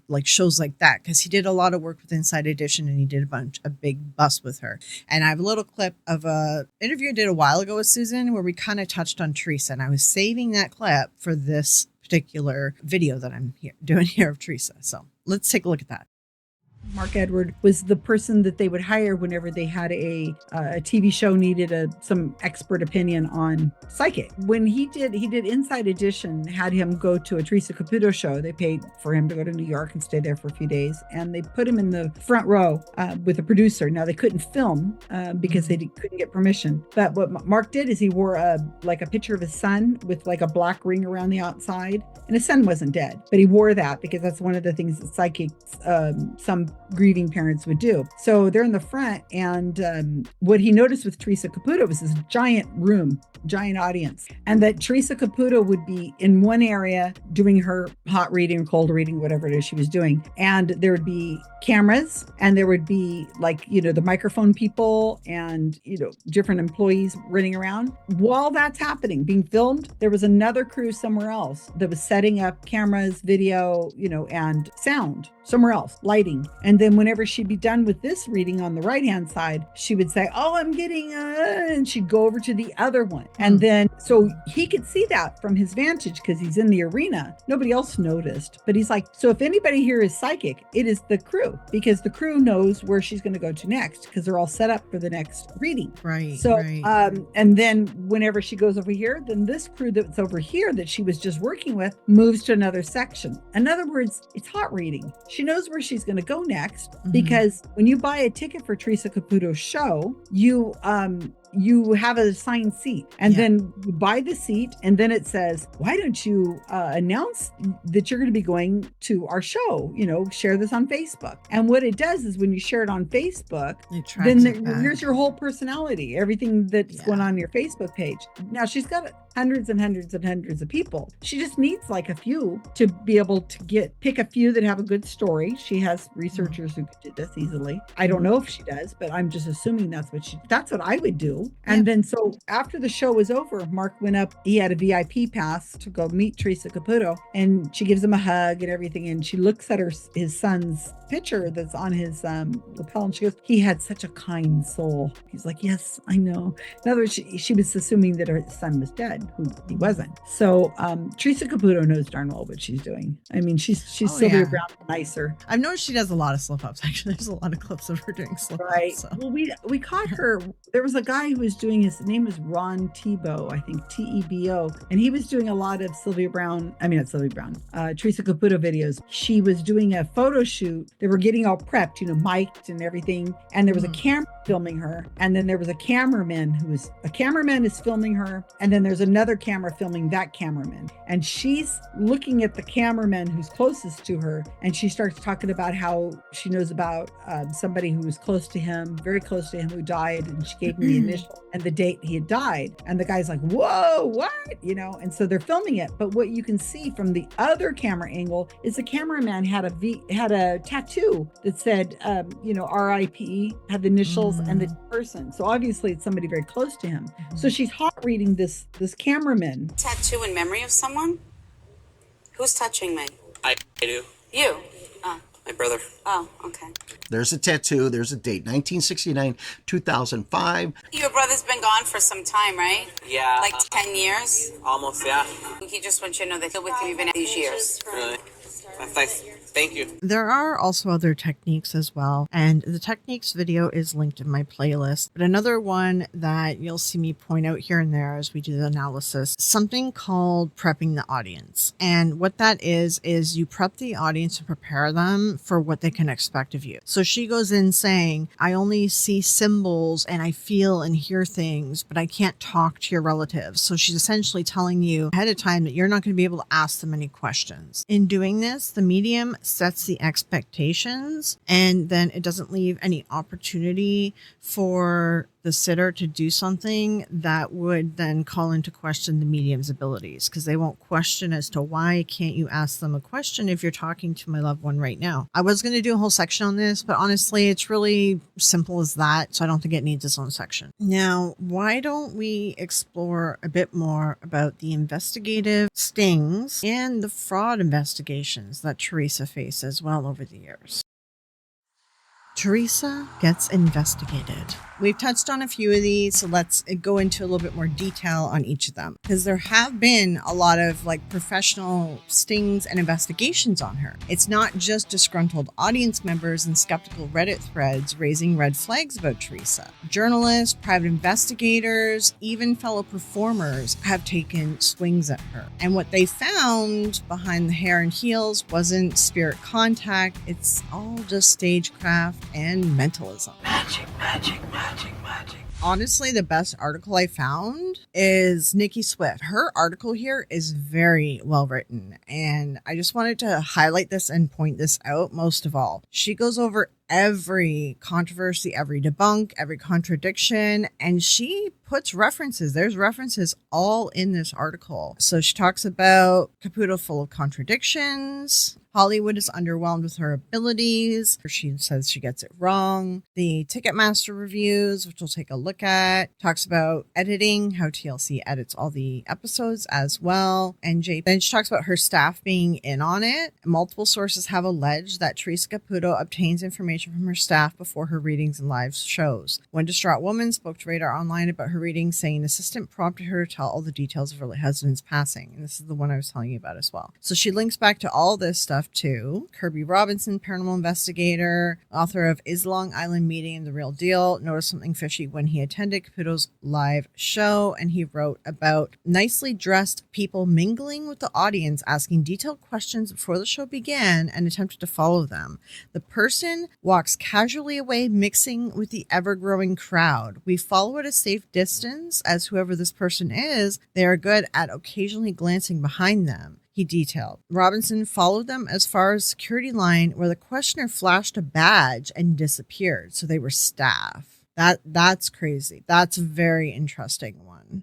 Oh yeah, he wrote a whole book. That's right. It's very long. Anyway, I'll link everything too. Then the article says Theresa uses a technique called cold reading. She goes into that. Psychic Blues, that's Mark Edward. He wrote the book Psychic Blues, Confessions of Conflicted Medium. Sort of like his I'm an ex-medium and here is how I did it kind of deal, right? His book is very famous as well. Goes on, she likely uses secret seating chart as well. And she talks about the sting operations with Inside Edition. Attendees writing about post-show reviews too. Goes on to say she's a performer, not a psychic. She knows how to connect with people and all that. Yeah, she puts on a good show. Nothing is ever negative as well. All the spirits, they only find positive things too, right? Which is always come on.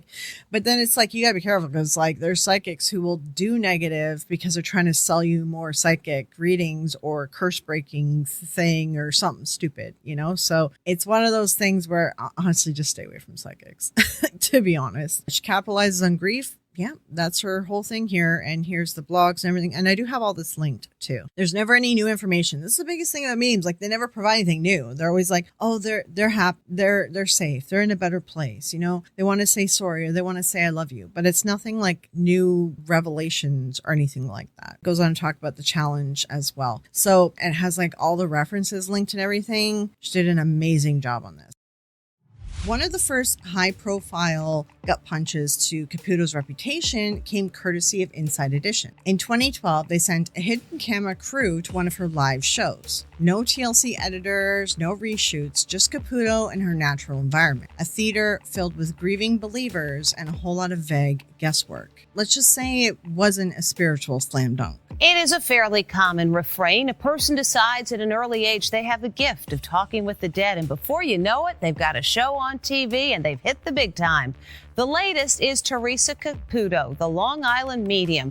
But not everyone's a believer. Lisa Guerrero spoke with a man who says he knows the secrets to psychic readings and says it has nothing to do with voices from beyond.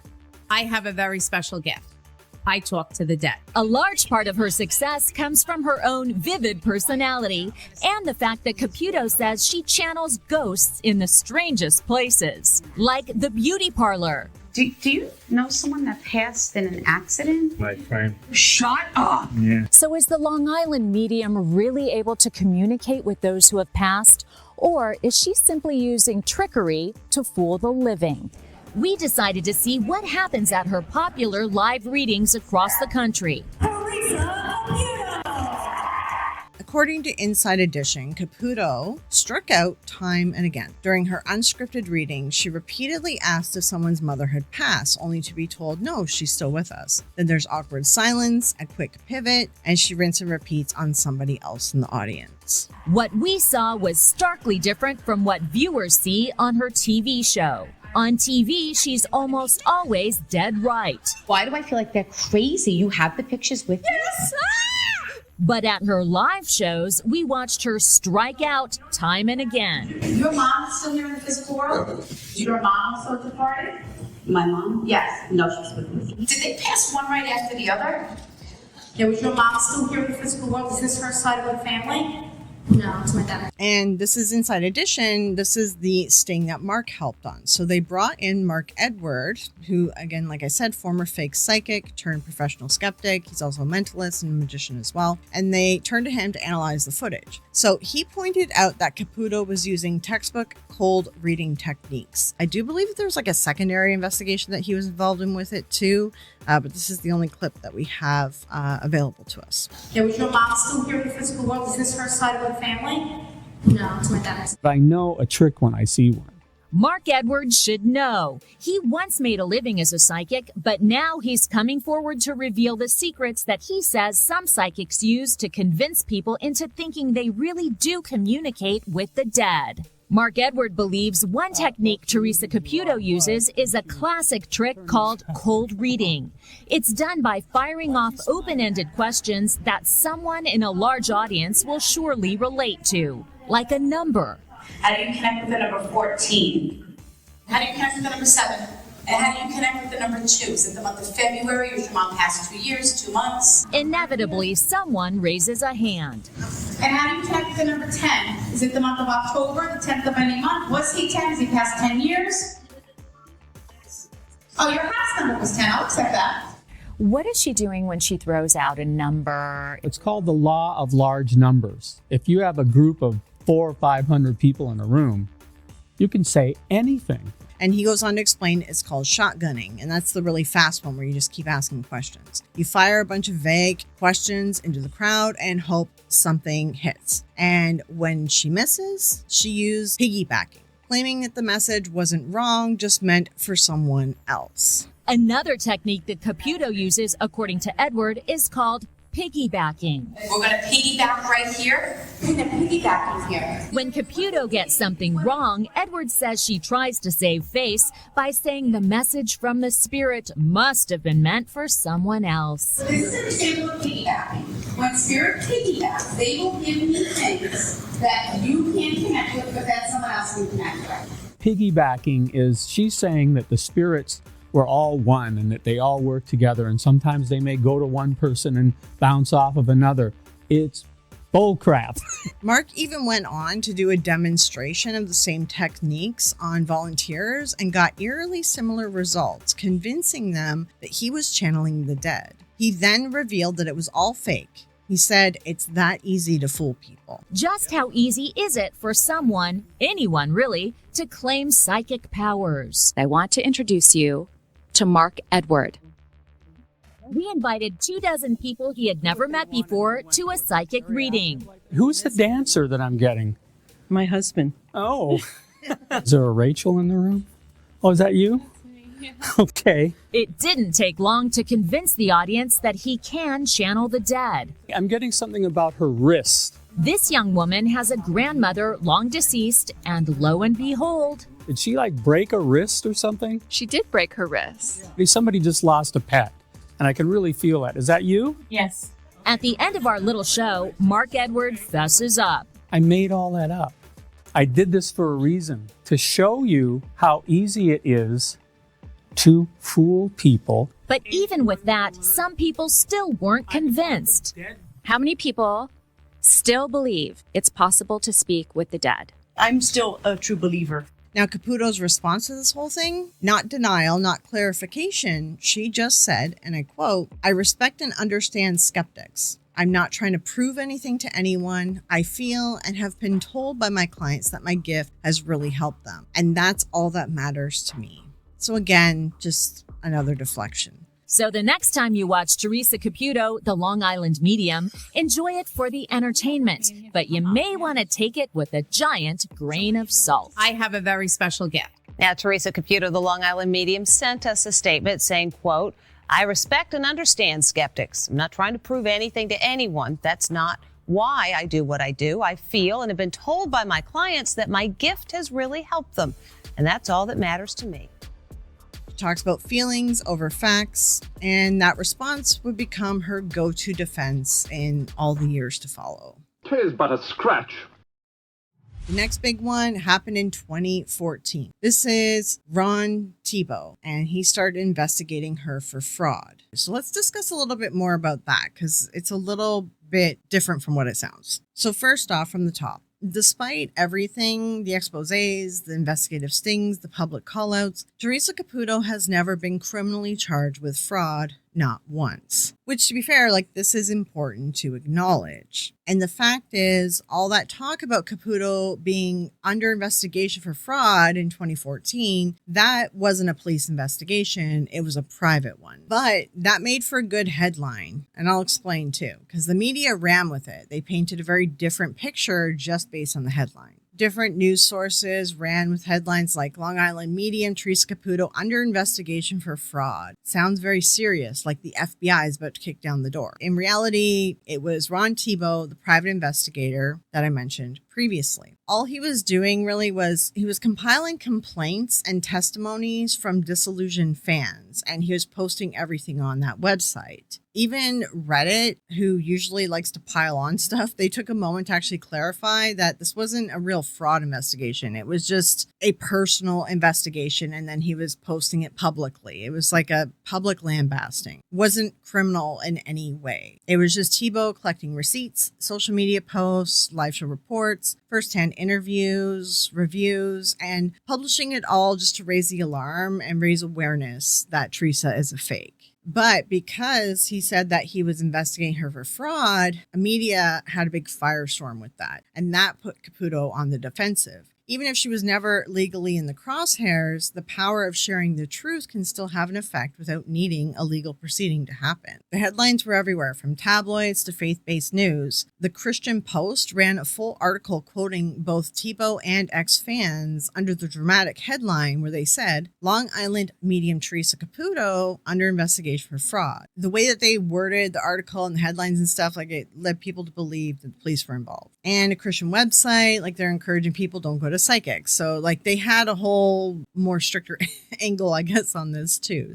And the story made its rounds everywhere in the press. Even Nancy Grace also did a report on it. Now we're going to watch this together. Ron, he's not great. He's not great on camera in the people area. So he's not really getting his argument across. And Nancy Grace is a full-on believer. She doesn't think any of them are fake or any of them are grifters. So keep that in mind as we watch this. I'll end up commenting that again. Long Island Medium, a big fake, phony, a fraud? Can that be?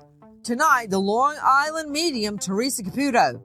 Now, Theresa Caputo is reportedly facing allegations from one man she's a fraud. Straight out to Alexis Tereszczuk, senior reporter, RadarOnline.com. Your website broke the story. What happened?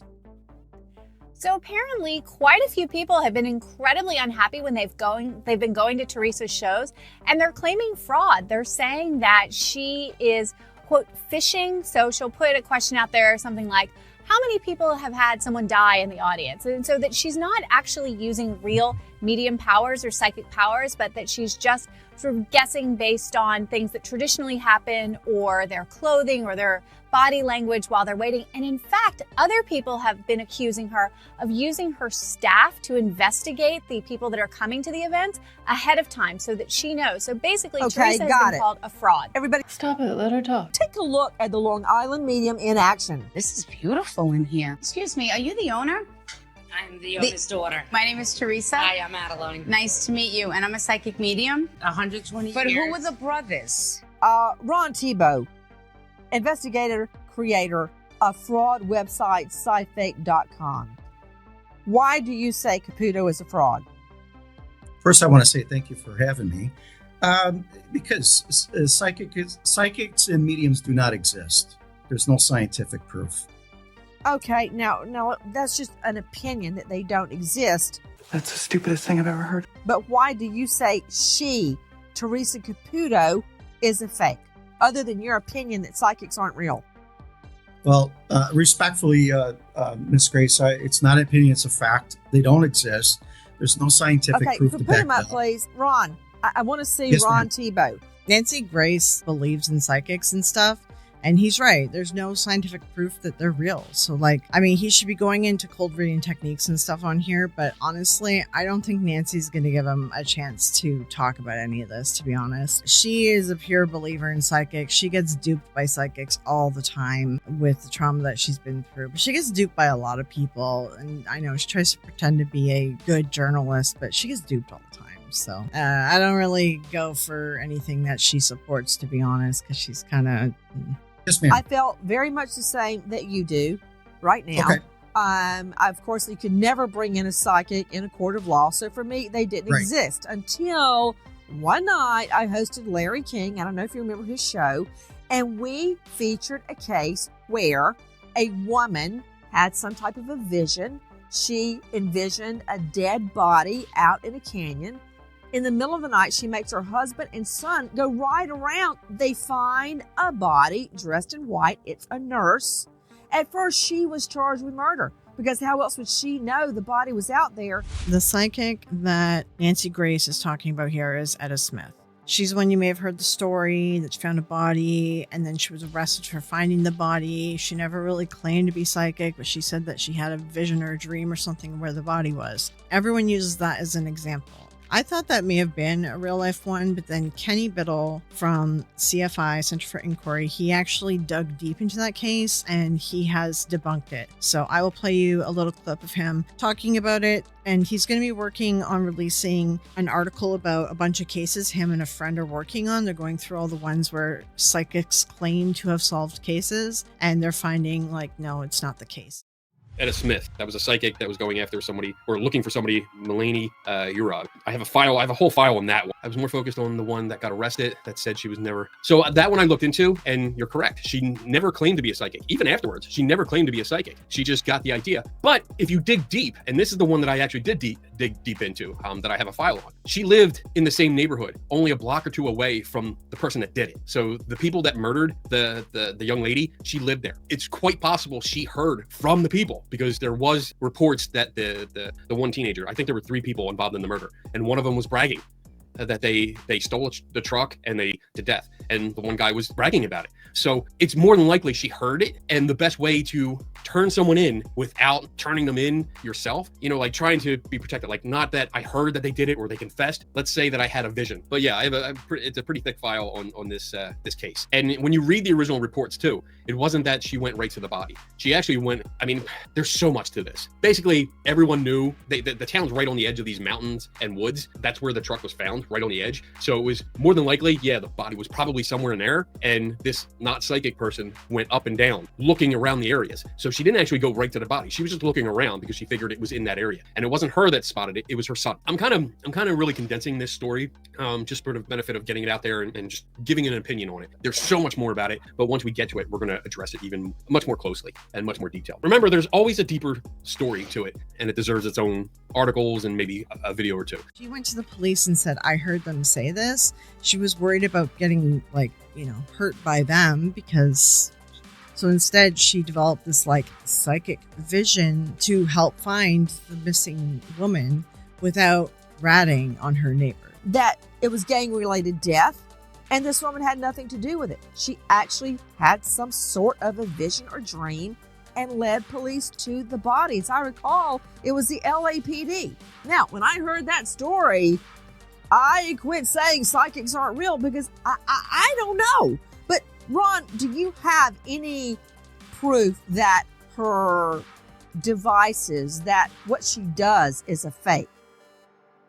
That's a good question. Do I have any proof? My proof is that there is no scientific proof at all that she communicates with the dead. Okay. Now, she can speak to the dead all she wants, but she's not communicating. Hold on. Let's go to Stacey Brennan, provided to us by Ron Tebow. He does the legwork well, but I've noticed he's not very good at this stuff, the media. He had like all the reviews from people, like he had testimonials by clients. He even understands how like cold reading works. Like that's proof. Like this is all proof that this isn't real. And he could have presented all that. And he's just sticking with well, there is no scientific proof, but that's not working here. Like you've got to also give all the other stuff.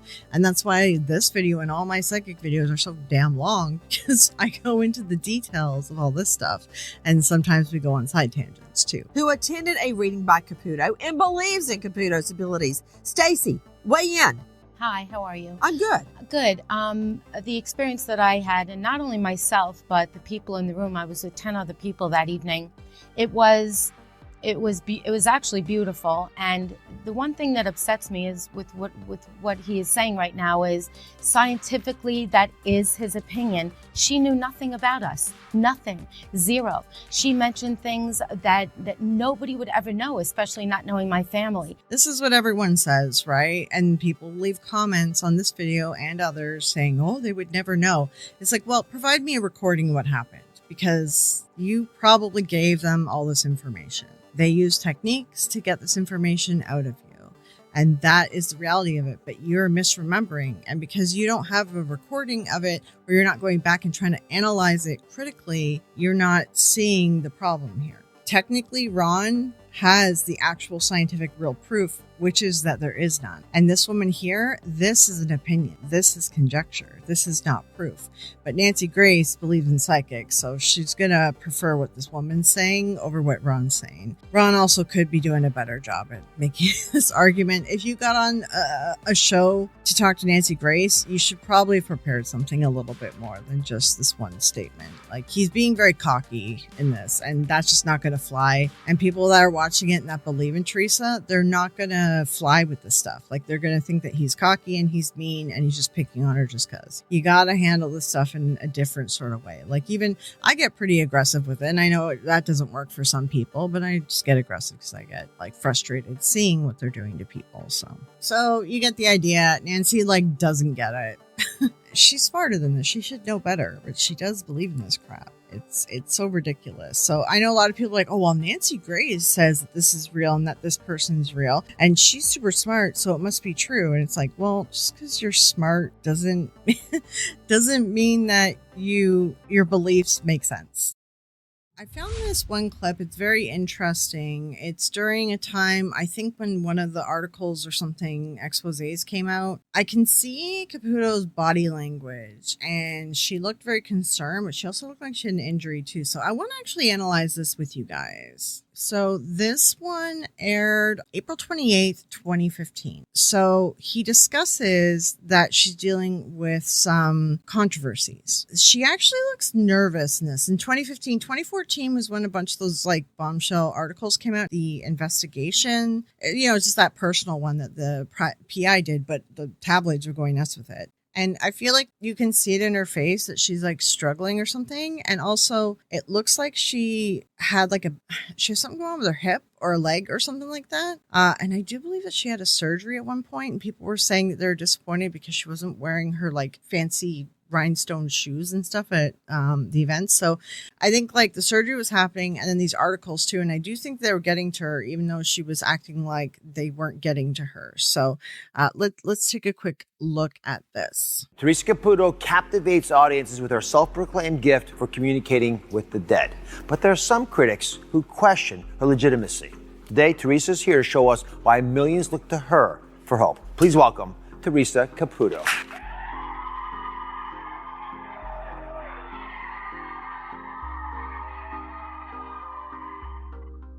Her smile looks incredibly forced, and just pay attention to how she greets Dr. Oz, and she looks very uncomfortable and like she doesn't want to be here at this interview. Something's off in this interview. Tell me what you think about it as well. Thank you. Nice to see you. Thank you so much. Thanks for having me. I've always loved Theresa's hair. I don't know, how long does it take to make? It's just 1, 2, 3. Get out of bed. 20 minutes. 20 minutes. 20 minutes. It's lots of practice, I'm sure. The media can be tough sometimes. So yeah, you see how she just sat down in the chair? I think that she was having like a surgery or something happen. Like she's struggling, like she was favoring her one side. 20 minutes. It's lots of practice, I'm sure. The media can be tough sometimes. Oh, sure. It's difficult questions. And now watch her face as he asks her and grills her about the bad press that's going on. She acts like it doesn't bother her and everything, but you can tell that she is concerned in it. Like nowadays, she's just like, you know, she survived this, so she can survive anything kind of deal. But she was struggling at this point here because she was worried. You can tell she was worried. And just to make it clear, the reason why I'm like overanalyzing this is if she was truly a medium, if mediums were real, then when she faced this controversy and was being asked by Chris Angel and others to prove your gift, if she was confident in herself and that she knew that she was real, she shouldn't be so worried, right? Only the guilty start to worry like this and panic that their career is going to be over. And there have been some vocal critics accusing you of being a fraud. What do you have to say to them? I don't say anything. I feel everyone's entitled to their own opinion. I have a beautiful and amazing gift that helps people, and I just don't focus on the negative. That's all. There's been reports of this. Her face right there was looking like anxiety's starting up, and she's biting her lip and stuff. And I know she bites her lip, and they say, "Oh, that she's channeling spirit." I think it's a tick from anxiety. It's like Tyler Henry, how he sweats and stuff a lot. It's that little bit of conscience that they have left, and they know that they're bad people and they're doing bad things, and that's their little bit of their human side of them that is coming out during these things. I've noticed this with all the mediums. They'll have something, a little like tick or something that's like their, guilty conscience kind of coming through. I have noticed this. Theresa does these live tours where she actually does readings. Yeah. There have been reports that you've canceled that tour. And even your fans, not just the critics, your fans say maybe it's because of the controversy. Absolutely. Now, well, that just shows you how accurate that information is, because I am literally on tour right now, touring all over the country, and I'm going back out on tour in June as well. Yeah. Even her eyes are like watering up a bit too. Like I think she's having like a lot of anxiety over this line of questioning, to be honest. So I think she was struggling with this. All right, I've split up the Dr. Oz session because it's like 3 different topics. So we're going to take a look at the QEEG stuff a little bit later, and then we're going to include analysis of the readings that she does for the audience as well in a different section. But I just want to throw this in the fraud section just to kind of show you that she was starting to get nervous and starting to get worried when all this stuff was coming up, even though like it wasn't a serious investigation, like it was just a personal, you could call it a civil matter if you want, but it was starting to worry her because stuff like that makes like TV networks drop you, right? So you could tell she was concerned. This isn't just a few critics nitpicking semantics. These are professional investigators, journalists, and ex-believers drawing the same conclusion. Theresa Caputo's act does not hold up when the lights are bright, the cameras aren't rolling, and the questions aren't cherry-picked. But of course, Caputo, what did she have to say? No denial, no counter evidence, no breakdown of anything. She just did her usual deflection. And she said, at the end of the day, people can say whatever they want about me. I know what I do helps people. This is a PR move where you don't engage with stuff and you don't refute it. You don't do any apologies or anything. Like, this does work. She essentially reframes the conversation around emotions, comfort, personal experience. And this so far has kept her untouchable. And why that is, especially in the United States, there's some legal loopholes about this stuff. Legal loopholes and fine print. So to start a little bit, and maybe one day I'll do a video on this about Houdini.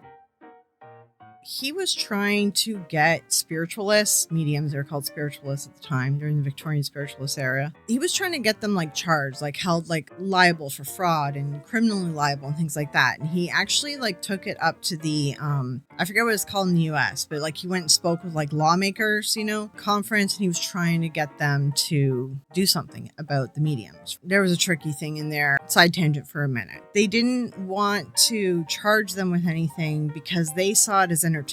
The spiritualists and stuff, like I think they were labeling it as entertainment or something. I have to look up the whole argument they had, but the biggest thing that came out of that meeting, and this is something that people say wrong all the time, so I'm just going to mention it briefly here in case it comes up. So there's a story that one of the senators or whoever ended up guessing the correct answer of something that was in an envelope that Houdini had. And then he goes on to say, well, I have the gift or something like that. Like, that's the story people tell. In actuality, that was leaked. What was in the envelope was leaked to the senator, and the senator already knew the answer. So that's just an example of even like they were doing that to him. There's obviously more to the story. It's a longer story, and there's details I'm not remembering. This is the stuff off the top of my head, everything I can remember. But essentially what kind of happened born from there is psychics developed this whole for entertainment purposes only, and they throw that on all their services. And as long as that's out there, they pretty much can't be sued or held liable. But some psychics do take it too far, and they actually do things like get wills rewritten or try to steal estates and things like that. And there is a private investigator out there who's actually doing a really good job at getting some of these psychics actually charged and held liable. His name is Bob Nygaard. I forgot to mention that during the recording, but he's been doing it in Australia. I think he's in Australia. No, he's actually from the US, and I believe he was part of the New York police as well. I'll do a little picture of his Wikipedia right here. He has gotten psychics held liable in Australia. I was just checking his Twitter. It looks like he got one busted in Manhattan as well. Just last time I saw it was Sydney, so I was getting confused, but I'll put a little picture of his Twitter up on here. Because there's also some countries where this stuff is illegal. America and Canada is the toughest. Like, that's the toughest area to actually hold them liable.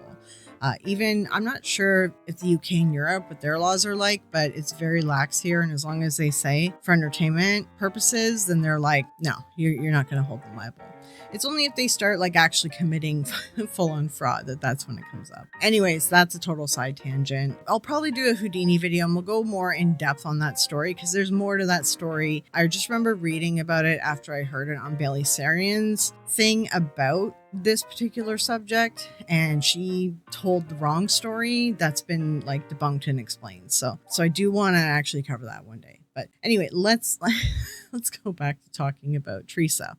We're going to talk about liability, which is what I was saying. It's about liability, whether or not psychic can be held liable for what they're doing. All psychics know to put down this for entertainment purposes only. And it's nothing really super savvy. It's just something that they all pick up from one another. They're told to do that when they start their psychic businesses. Because I've seen it firsthand, right? It's something that they tell each other to do. Her live shows, the ones that rake in the thousands of dollars per night, they have a little disclaimer on the ticket and on the website. And it says, quote, purchasing a ticket does not guarantee a reading. There is the for entertainment purposes only. And yeah, it's in the small print. It's on tickets, in the promotional materials, sometimes even read aloud before the show begins. It's a psychic version of results may vary. It serves two purposes, like there's the legal aspect, but it also shields her from angry customers demanding refunds. Because there is a whole aspect of like, if she doesn't give you a reading, is that fraud? Because you're paying to be there. But she doesn't have to give you a reading,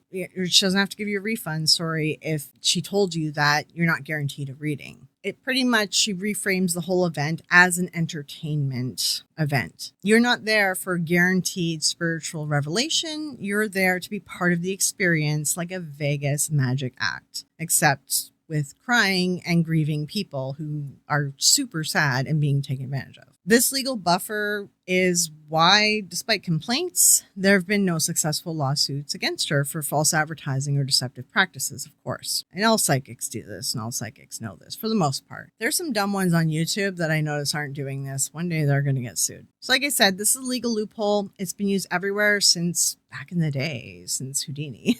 Sure, some people have threatened to sue. Some have taken to Facebook and Ticketmaster reviews demanding their money back. But in the eyes of the law, you bought a ticket to a performance, and that's exactly what you got. Theresa Live. What audiences see on the Long Island Medium show is not raw footage. It's edited for emotion, suspense, and most importantly, for hits. People.com and Starcasm have both reported instances where Caputo's readings went sideways, only to be saved by the magic of post-production. And this is something people always forget and don't realize is like there's a ton of editing in these shows. And for whatever reason, people don't see it, don't realize it. It's a television show. We can also see examples of this by looking at the reviews of people that went to her live shows, and live shows can't be edited. For example, 2014, and this is the Long Island Press. Here's where it gets even more uncomfortable. Theresa Caputo's own hometown newspaper turned on her. Even the Long Island Press joined the growing pile-on. Reporter Jamie Franchi, who once considered herself a believer, went to one of Caputo's live shows and came out with an entirely different perspective. In her article called My Not So Psychic Experience with Long Island Medium Theresa Caputo, she went on to detail a chaotic, rapid-fire performance full of misguesses and quick walkbacks. Even her hometown turned against her. In a piece titled My Not So Psychic Experience with Long Island Medium Theresa Caputo, Jamie Franchi recalled her own experience with the TV star and how she went from being a believer to a total skeptic. What changed her mind? Attending Theresa Caputo live, the experience. Of the experience, Franchi recalled, I wasn't buying it, any of it. She was asking specific questions that, when they weren't met with nods of agreement, became described as merely symbols of other more general things. Caputo would shout out something oddly specific, like sensing a woman who was by her boyfriend or spouse. Then 3 women would stand up. Franchi noted, that says more about the world we live in than about any psychic ability. When Caputo guessed drowning and got nothing, she then backpedaled into fluid in the chest. Eventually, someone said their uncle had cancer and his lungs filled with fluid. Caputo then pounced on that and said, perfect. Franchi described how Caputo shifted tone when challenged. After asking one woman about a father figure and being told it was her uncle, Caputo then snapped, it's your uncle. That's a father figure. It's the same thing. And I have seen some clips of Caputo getting quite angry with her audience and very snippy with them. It's a weird thing that some mediums do, and it does work for some weird reason. I don't know if there's an entertainment factor about it, but John Edward does it, as well as Sylvia used to do it all the time too. By the end of the night, Franchi concluded, and I quote, Caputo is a damn good performer. She's got undeniable likability, sass, and charisma. I just don't think she speaks for the dead. And that is true. Like, I have seen a bunch of her performance, and she does have charisma, and she's able to kind of misdirect a lot. She's quite good at it. Also important to point out that Franchi previously believed in Caputo, and even had a private reading with Caputo as well before this live show. So her roundabout statements really carry a lot of weight. Even on Long Island, the shine of Caputo was starting to fade. And the fact that she had a previous reading with her, like, that's something that somebody else pointed out, that like Caputo's keeping track of any previous clients that are in the audience. And if they're in the front row and stuff, then she'll hit on them because she's had readings with them before. It's possible that she's doing hot reading on these one-on-one readings because she's able to research someone a little bit more and just concentrate on, she has a name, she has a person, she has your credit card info, like she has probably your social media, different things like that. And then she can do a lot of hot reading research ahead of time. At a New Jersey show in 2018, NJ.com's Jessica Ramo described the scene as spiritual whack-a-mole. Caputo bounced from one grieving person to another, talking very fast, throwing guesses, and just hoping for validation. She says in the article, and I quote, "My heart went out to them, but still there wasn't anything wildly specific or accurate about Caputo's messages. One woman even flipped Caputo off mid-show for ignoring her. Caputo's response to that was, get the F out, and then see, God don't like ugly. So she just insulted the person in the audience. And that particular instance that happened as well, things Caputo was saying was matching this woman's,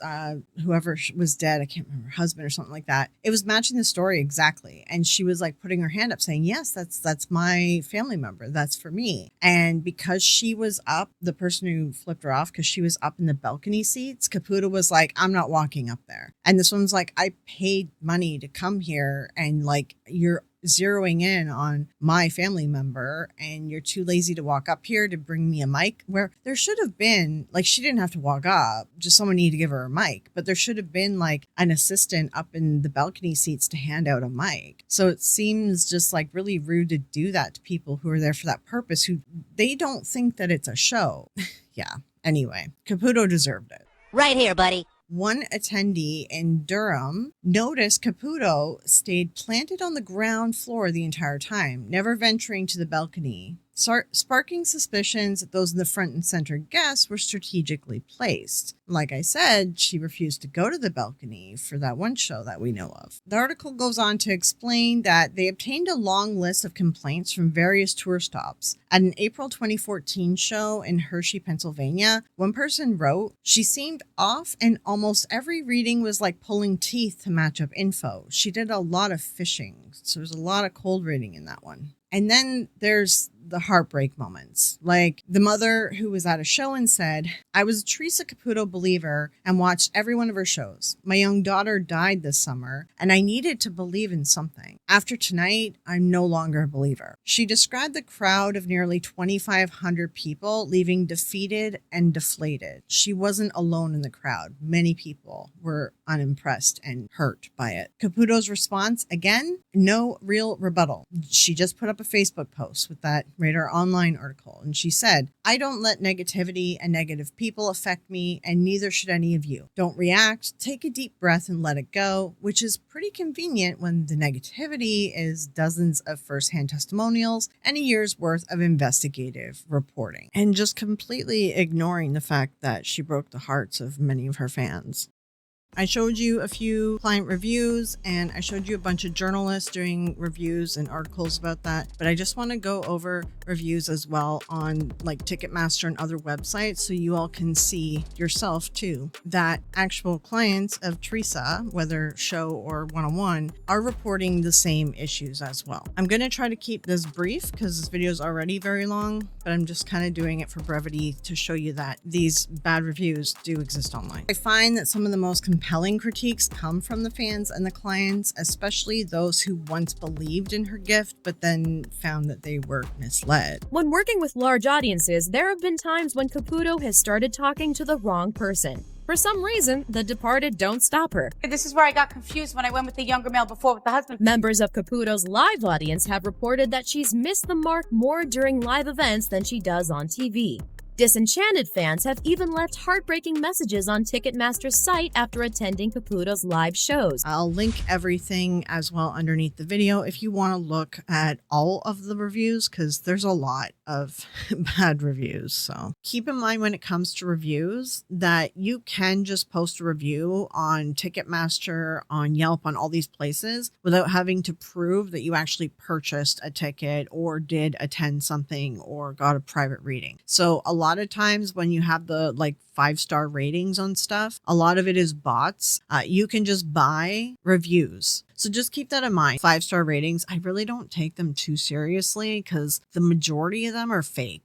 So this is Syracuse Theater. Overall, 2.9 out of 5. This is just on the one show, I believe, that we discussed. I think it was just that one night. All right, we have fake, completely fake. Cannot believe people are falling for this. What a waste of money. The entire show was staged. She had her own people in the audience and it was so fake. Very general, never really connected with any one person on a deep level. I was beyond disappointed by the whole experience. Seats on the balcony over $200. Whoa, $200 for balcony seats? Ouch. I couldn't even move when she came out on stage. She spoke for over a half an hour before she started doing a reading. She never came to us on balcony. I have heard that she doesn't do balcony. The things she threw out to the audience were so vague. Someone would raise their hand. I was so unimpressed and disappointed. She never came up to balcony or had anything to do with anyone but who was on the first floor. I have been hearing that on other reviews as well. Completely disappointed, scammed, was bored to death. She focused on the front rows. Yeah, this is something that keeps coming up, that she focused on the front rows. She didn't bother with any of the balcony.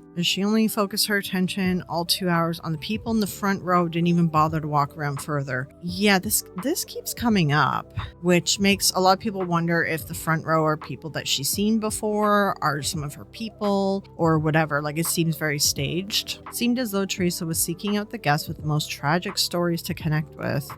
Yeah, which makes you wonder if some of them are actually staged. You know what I mean? Spent at least 30-40 minutes on one guy in the front row who barely said anything to her. Total waste of time, but seemed everyone... See, the people that don't say anything back to her, don't really give her anything, I do feel like she does have some staged people in the audience, like people who just let let her kind of answer the questions, that feels staged, because usually with cold reading, you're like the sitter is the one who's answering all the questions. So the once in a while that she has someone else answering all the questions, it feels off. So my friend said that she was being led and told to who to read by her entourage. She was not really friendly. A woman next to me said, "Hi, Theresa," and she was waved off. A simple hello would have been fine. So huge fan, but very disappointed. The entire thing felt staged. Less than 60 seconds into the show, it just seemed like there were certain people planted near guests. There's a bunch of stuff in here. I'm not going to go through them all, of course. Let's move on to the next one. Ticketmaster, and this is Theresa Caputo, so just general reviews on anything from her Ticketmaster. Of course, she's got some good reviews, because some people have fallen for her shtick. Some people just blindly believe this stuff. All right, I've seen Theresa a few times. However, I was disappointed this time around. She stayed in the 100 section, only didn't make her way around the venue like I've seen her do in the past. At least going to a few different levels would have been nice, but this person says boring. The show overall was quite boring, uneventful. She seemed to only be in touch with male spirits and focus primarily on one area. This keeps coming up. For a show was very sad and depressing. For some to rehash a terrible experience. Yeah, and these are different locations, and even this is June. We could go all the way back to the beginning too, and there's even more, because this is just Ticketmaster, so this includes all of her shows. For everyone at the front, it may have been fine, but for anyone else, yeah, she only works the front rows now. Save your money, not worth it. Only audience members that had blue wristbands, lounge tickets received readings. Oh, interesting. And this was May of this year. The readings took an average of 20 minutes. It was all presented and seemed rehearsed. People started leaving halfway through her giving readings. That's interesting. So only people with the blue wristband she was doing readings for. That seems very staged. It was entertainment. I was told she has plants in the audience and they received ticket buyer info they use to research people. This is what I was told from an assistant out of Nashville. I can't help but wonder, what do others think? That's interesting. We can't confirm stories like this, and we're looking at reviews and client testimonials and stuff, and we can't obviously fact check all this stuff, but it's something to keep in mind, because people keep repeating the same thing, and if you keep seeing the same thing coming up, then from the national anthem to the explanation of playing the anthem and how the whole show works, it was a half an hour late to start. Yeah, she spends a half an hour prepping the audience so that they don't question why something seems off. I think she had a great idea, but execution was really lacking. Having 4K people sit in a room and she talked to maybe 10 was disappointing. Felt more like a money grab. Yeah. A show for rich people only. You have to spend at least $2K on tickets to be noticed. Really? How much were those tickets, I wonder? She felt very rehearsed. She repeats the same stuff, to be honest. There's a bunch here, not worth it, waste of money.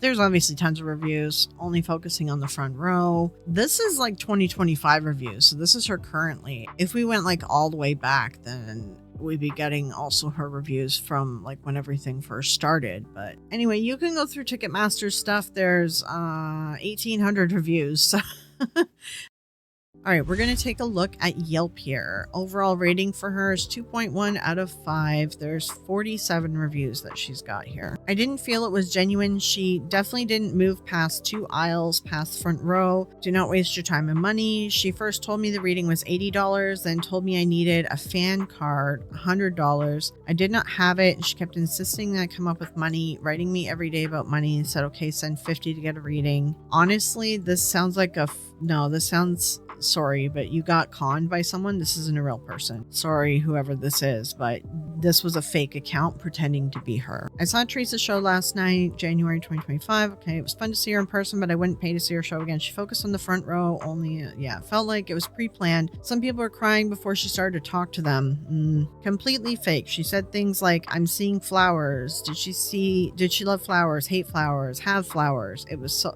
that's an answer. It was so vague, and you could see people she was talking to search for something that barely connected to what she was saying. A lot of people also paid a lot of money. She didn't venture out of the most expensive seats. I wish that was stated as an FYI when you purchase. Yeah, that would be fair. If she actually wrote on her thing that she's only going to read people in the front row, that you should tell people that. You definitely should. Sadly, Theresa presents differently on television than she does in person. Of course, TV is able to modify and manipulate what viewers see. As well, Theresa appeared to engage in cold reading during her performance. Additionally, she made an incredibly offensive remark regarding adoption during her show, which was both disrespectful and inappropriate to those audience members. I have heard that she can be very disrespectful and rude, and I mean, we've seen little clips of it. When no one raised their hand on a guest, then she quickly changed the subject and did a comic act. Yeah, I have noticed that she does that. Validation was a keyword at her live show. She mentioned it so often. No validation here. Yeah, that's how they like prep you and trick you into thinking that she's real, right? I was told ahead of time that she walks all over the theater at all the sections. That was a lie. I didn't read all these reviews because there's a ton of them, so feel free to go onto Yelp, feel free to go into Ticketmaster, all of these, and check them out. And this is just a Reddit post that I found. Boy, here we go. And I know Reddit, I get it. You don't take it too seriously. I just kind of use Reddit to give me an idea of what possible real clients are saying. And then I take a look at official reports. If other people officially are saying it in articles and other places, then it's just further corroboration. But I understand Reddit. A lot of people hate it. Turn around in the dungeon! There's a bunch of them on Reddit, to be honest, but they're like, okay, do you know anyone who was on the show, on the TV show? Yes, and apparently it was horrible, according to the girl I know. She was wrong about a lot of things and wasn't very nice. Her segment never aired because it went so poorly. I have heard that the segments that go poorly don't get aired. No, but I did clean a flood from her carpets in her home. She didn't see it coming, so she can't be that good. Met the medium before. She was friends with a friend's mom in high school. Typical Long Island Karen mom, but using her powers to take people's money instead of a shitty MLM. That's true. I knew a relative of hers. They were always polite speaking about her business, but facial expressions and body language said a different story. Yeah, that's fair.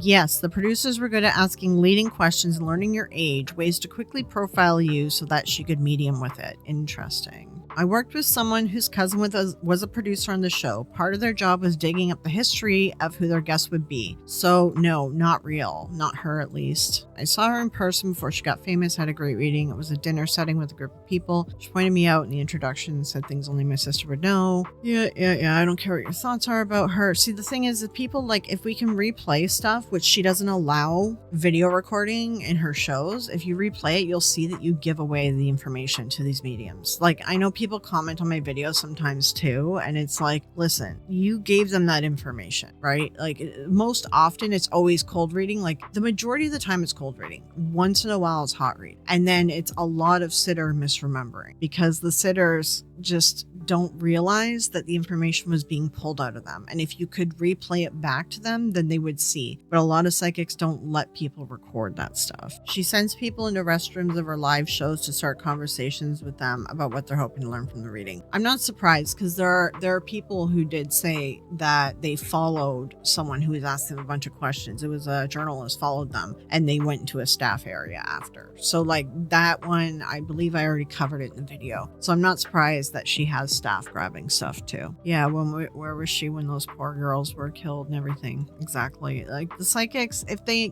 could truly talk to the dead, if they truly had these powers, then why are they not like solving crimes and helping people with this stuff? And don't tell me that psychics have done that, because all of those stories are BS. When we fact check this stuff, no, psychics never solved any crime. No, the police never worked with a psychic. Like, all these stories are BS. The majority of the stories are actually just lies. I have project I'm working on where a psychic even wrote a book saying that she worked with the DA and the police, and I contacted them and they've never heard of her or worked with her. And she even wrote a book saying that. She has a whole website set up with it. Like, psychics lie for a living, so of course they lie about working on police cases. My uncle was in a Philly episode. They picked him to give her a carriage ride because they felt he was the best looking rider and told him to play along. Everything she said to him was bullshit, wasn't even close to his real life, but he was told to agree and play along. Only reason I'm grateful he did the show was years later he had a stroke and can't really have a conversation anymore, so I watched the clip here and there just to hear what he used to talk like. Oh wow. I worked at a venue where she held a big event. Her assistant asked us for the seating chart that had everyone's names on it, since you had to buy tickets for the event, and she had a microphone in her ear while walking the room. Yeah, exactly. That's how they do it. Exactly. Some participants are so amazed by what Caputo gets right that they don't notice how much she gets wrong. The correct guesses are simply more memorable than the incorrect ones. Analyzing Theresa's readings. Before we hop into this, just a quick word from Holy Kool-Aid. I recommend you go check out his channel as well if you enjoy learning more about psychics and grifters like this. They descend like vultures. Never in the history of the world has a psychic solved a missing child case. Never. Psychic shows like the Long Island Medium possess an editing room advantage in which they can take all of their misses over a several hour-long recording, show only the hits, and wow their audience. But what happens when they go outside this comfort zone, appearing on other people's shows, particularly live shows? Well, our brains are still wired towards confirmation bias, where we focus on the hits and ignore the misses. That is, until we start to look for the misses. And that's exactly what we're going to do, but we're going to take a bit more time and do like full analysis on a few different live shows, live appearances that Theresa did. Honestly, this is more my favorite part of analyzing psychics, is actually looking at this stuff, so I'm going to have fun with it. Hopefully you guys do too. Be aware that Anderson Cooper stuff got copyright flagged, and so did Theresa's new show. I'm going to be editing things a little bit off. Sometimes I'll have like pause screens and stuff, especially for Anderson Cooper because he's the one who flagged. And Theresa's episode, there's just a scene in it, so I might just explain it to you guys. So the editing is what it is. It's to make it more transformative and fair use. Let's finish analyzing the rest of her Dr. Oz appearance. This is the continuation of the same appearance that we've already been reviewing in a few different sections. Additionally, I went back and counted how many guesses and how many people hit on each of these live appearances, just so you guys get an idea of numbers about how many guesses get thrown out into the wild there. In this session, she did 18 guesses and 2 people hit. When we were showing that clip, I was drawn over to that section over there, and there was a mother energy, and she said to me that my daughter was left with the burden of feeling that she didn't make all the right choices for me, and I want my daughter to know that I knew that she was there. Is that you, ma'am? Can you stand up, please? Here, let's go over there. You just sensed that while you're watching that When video? I was watching the tape, Yeah, she just points to an area and just waits until someone's nodding their head. Like, that's all she's doing. She's making a guess. And what she was guessing about is, again, a platitude. It's just a common grief-related platitude. I heard, but this is what happens. I sense and feel things. I might not necessarily know what it is, but I'm drawn to a certain area.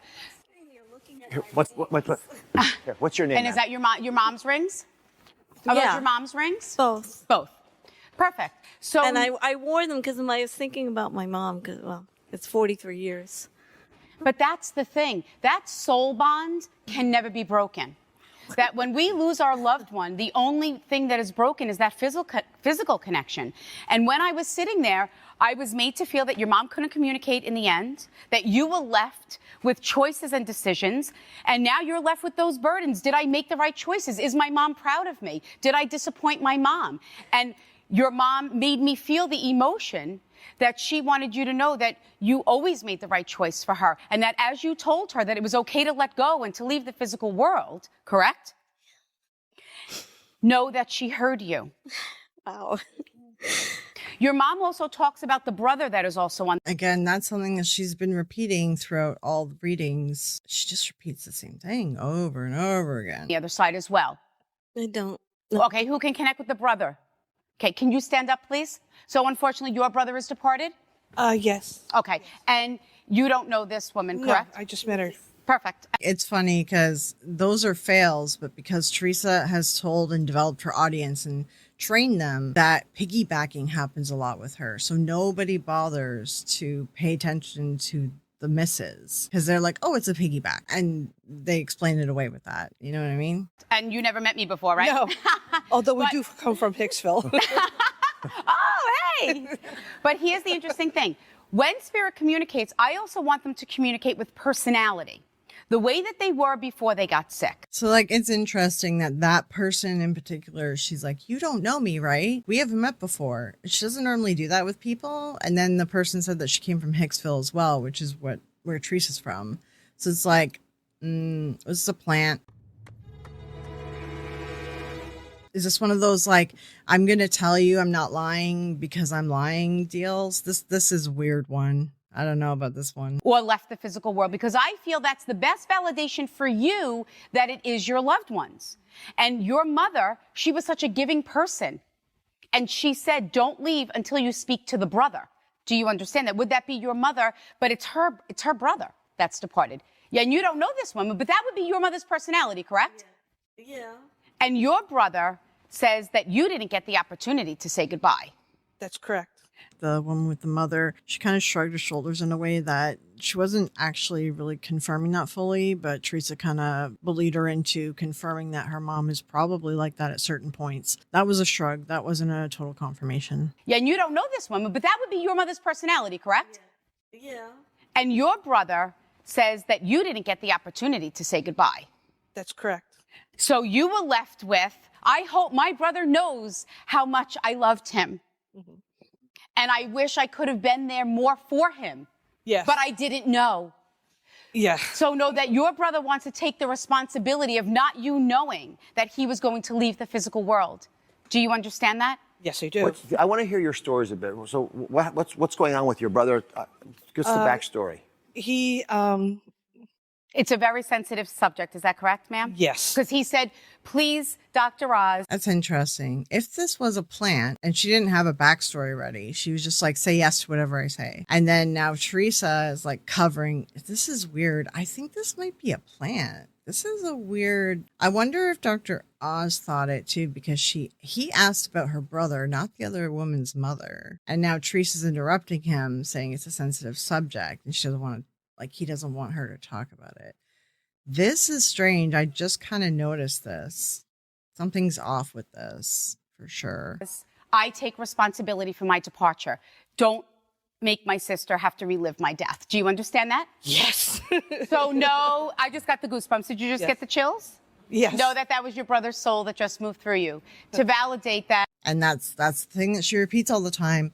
I told his soul to move through you to validate that he's here or she's here, whatever. That's her repetitive crap. Yes. He made certain choices for himself that ultimately ended his life. And those burdens were left with his sister, even though she tried to help him. See, Theresa's answering for her. Something's fishy about this one. I don't know. Dr. Oz is kind of an idiot, but I think he may have caught on to something here with this. This is weird. He kept her and pushed her away. Not in a mean way. No. Just in an emotional way. Yes. Yes. And ma'am, you were hesitating. You said, wait a minute. What do you mean by that? Well, I mean, before you said talk to my brother, well, I have 3 brothers, but some of the things he said to this lady pertain to me too. And that's amazing. Out of all these people here, what are the chances of you sitting next to each other? This is exactly a Barnum effect, that the stuff she's saying applies to multiple people. That is literally Barnum effect. So like if that was a plant or something and maybe she was talking up the woman beside her and she could have texted Theresa or something before she came out, because maybe Theresa, this is the time when all that drama was on her and people were debunking her, and maybe it would have made sense to try to get a plant in the audience to make her look good, just because she's doing a PR thing going on all these talk shows. So I think there's something there. There's something off about this one. This one's different. I don't know. Tell me, what do you guys think?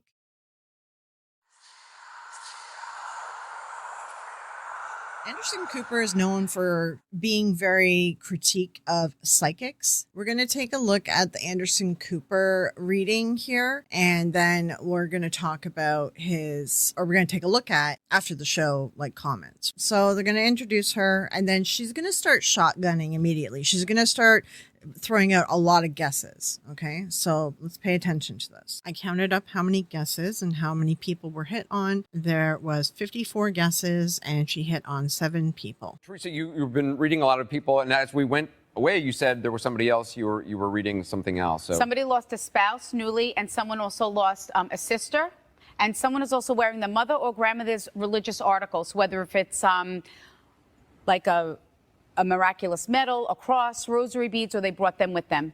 Who lost the spouse? Okay. somebody, of course, has lost a spouse or a mother. Like there's 3 guesses, right? And these are like the most basic. Yeah, somebody in there has lost one of those because that's a pretty obvious one. And then she's going for wearing something specific to try to like get a wow factor there and be like, oh, I see, I guessed a rosary, or oh, I guessed a cross. But she gave us like 4 options or something for the jewelry too. So it's just something to keep in mind as well. I think I'm right. I'm right here.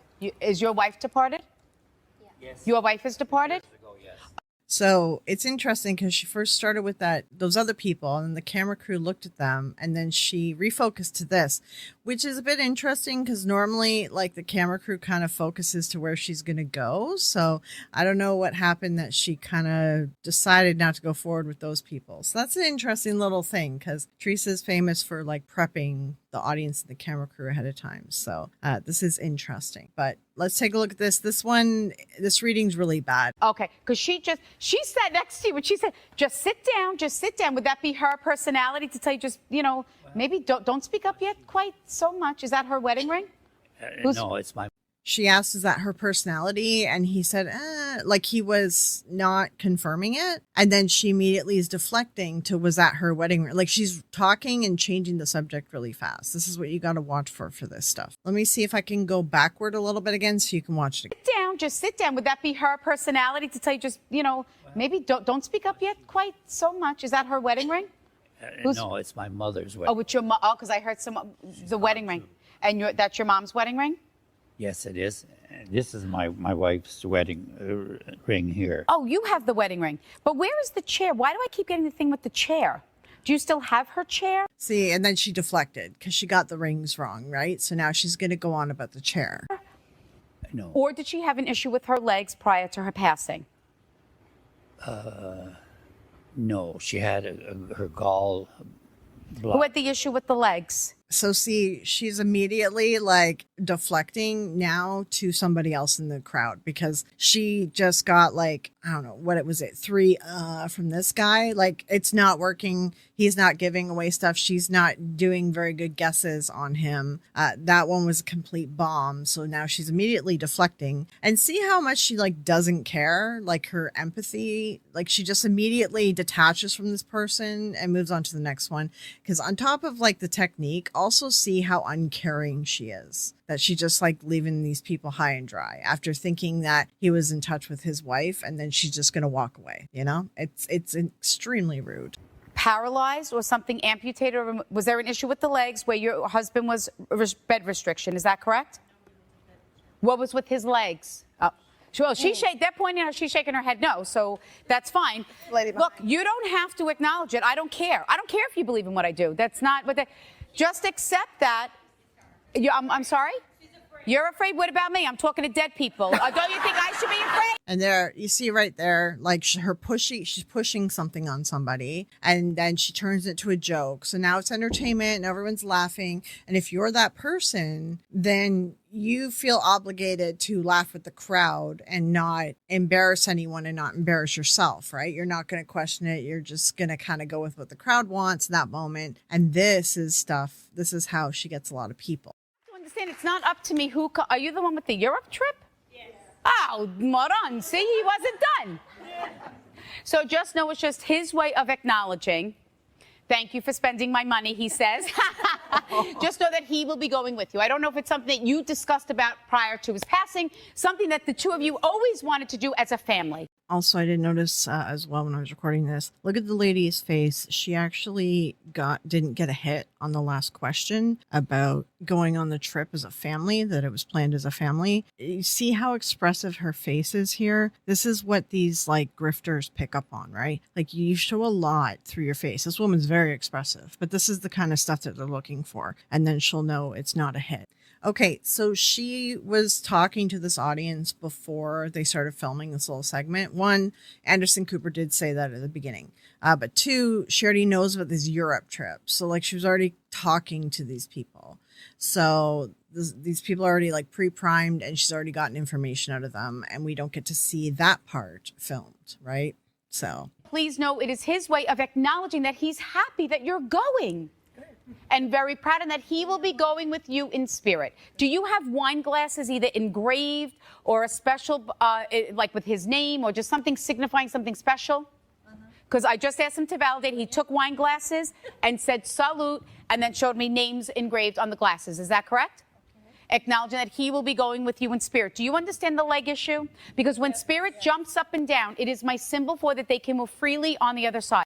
She does this a lot too, like to add to any mistakes or any odd way that she may have started something. She'll then talk about her symbols and like engraving, wine glasses, things like that. You know, these are just common things. You usually get those at like weddings. Like a lot of people give those as a gift. You might even get it done for your wedding. So it's common to have something like that around for sure, especially if you're someone who has like a bit of money, and if they're going like a big Europe trip and stuff, then she already knows these people have a bit of money. So they probably have something fancy like that. She is doing some deduction based on their finances as well. Also, keep in mind that she already did a bunch of cold reading and guessing on these people, because she went over to talk to them saying, oh, you're the one with the Europe trip, which means she's already been talking to these people. And it's not included in the video that was posted. This just further goes into more how she was saying to Howard Stern that she needed 45 minutes alone with the audience. This happened here. At least Anderson Cooper was beside her by the sounds of it. Still, we don't get to see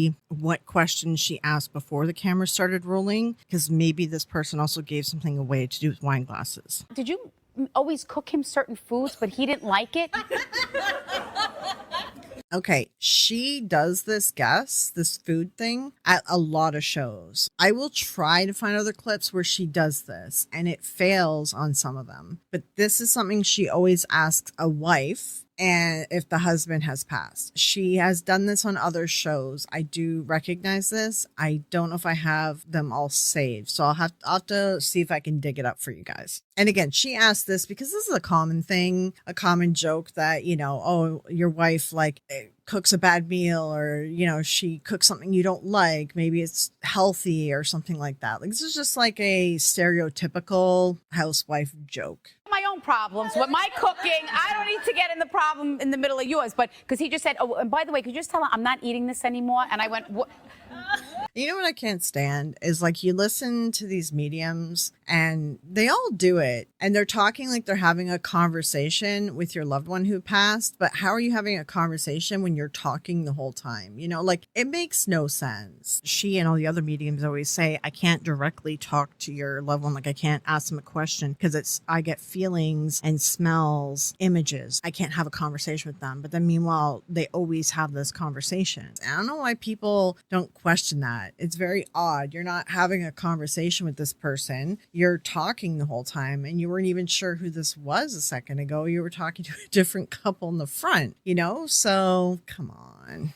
So whatever it is, just his way of acknowledging that because no one would know about that, validating that he's at peace. She's saying no one would know about that, but this is a common question that she uses in her set list, and it's based on a stereotype, and she's trying to say that it's a unique hit, which proves that she's real, but it's not unique because she asks it at a lot of her events and live readings. Trip. Who had the issue with the brain? Aneurysm, brain tumor, Alzheimer, or dementia? Who's that? Aneurysm, what was it? Brain tumor, Alzheimer, dementia, issue with the brain, like 4 guesses of diseases, very common, like brain diseases too, right? That happens when you get older. Because also she's doing all these mediums do common diseases, number 1 killers, and stereotypes. Stereotypes exist for a reason because they're accurate the majority of the time. And psychics feed off stereotypes a lot, okay? In their mind, they're not politically correct in their mind. They know that a lot of stereotypes that aren't politically correct are based on stuff because it happens a lot. So that is what they do a lot of their guesses on. And a lot of people don't really think about that or realize that because most people try to be, polite and politically correct in today's day, sort of. So the psychics, they tend to feed on that. And people don't, I don't know. It's like people have this disconnect that they don't assume something about people anymore. Like we try to give people the benefit of the doubt and everything and don't assume stereotypes, but psychics do. And it works a lot. The majority of the time it works. So again, the brain thing, she's just picking top brain disorders and diseases that people can die from. These are the top 4. And died? No, My No. brother died. My brother died of a brain aneurysm, and I also had a brain aneurysm. The woman said no, and you see she stepped away like she was going to immediately deflect onto a different audience member because she's like, this isn't working, you know? Also, like, not to nitpick, but I mean, her hair is ridiculous, but these nails are so weird and dumb looking. I don't understand how she functions with them and why she makes them look this way. I hate the nails. I don't even hate the hair that much. I hate the nails. Ugh. Here is an image of what goes on in my head when I see her nails. They look like teeth on the end of fingers. So you get to be traumatized with me. All right, let's carry on. Oh, I forgot to make the hair joke at the beginning of this video. What do they say? The bigger the hair, the closer to God. I like to say the Mean Girls thing. Your hair is full of secrets. Let's replay this. Her about to walk away from this person onto another audience member because she thought it was not a hit. And died? No, my No. brother died. My brother died of a brain aneurysm, and I also had a brain aneurysm, and almost. No. Who died with the brain? The issue with the brain. And who is the MR name? Mark, Mary, Marie. They don't have to be passed. They could be here in the physical world because I might be piggybacking. And that there it is, right? This woman didn't respond positively to the name, the guess of the name, and now she's going to say that the spirits are piggybacking off of each other, and she's mixing up two stories or two spirits, and this is something she does a lot. She says piggybacking in a lot of her like group readings. All right. I also forgot to mention, as I explained in a lot of my other psychic videos, she also chose the name Mary, which is the most common #1 name for females in North America. That's Mary for women, James for men. So usually they pick Mary or James and John, something like that. Somebody might have the same meaning. I need to shift to the person. Was your brother complaining about not feeling well prior to the aneurysm? Yes. Because he says, even if I went to the doctor before. Now, look, I don't need any emails from doctors saying that, oh, if you went to the doctor. Look, from what Spirit has explained to me, our destiny in life is set. This woman, they're cutting out her facial expressions in some of the cameras. Hold on, wait. Okay, let me show you her facial expressions if you can catch them. Hold on, let's go back. Was your brother complaining about not feeling well prior? Look at her eyes. Prior to the aneurysm? Yes. Because he says, you see, she just rolled her eyes at her. Even if I went to the doctor before. Now, look, I don't need any emails from doctors saying that, oh, if you went to the doctor. Look, from what Spirit is. Look at that face. The way she looked away from her, she's not making eye contact with her. And look at this face right there. She got disillusioned. She's like, no, this lady's BS. Like, you can see it on her face. Yeah. That's so funny. I say I'll find out when I get there. And now, like, she just looks like she's trying to be polite and end this. He's saying that even if he went to the doctor, unfortunately, would not have prevented his passing. Might have been other complications. Do you understand that? Yes, I do. I need to. Yeah, she's mad now. That's how aneurysms work. Like when you die of an aneurysm, it's like you go lie down because you're not feeling well and like it happens. And a lot of times they can't be prevented or you don't have enough warning to go to the doctor. She looks angry now. Man, okay, this is no one ever shows this reading in a lot of the clip videos. This one's bad. This woman's facial expressions, gosh.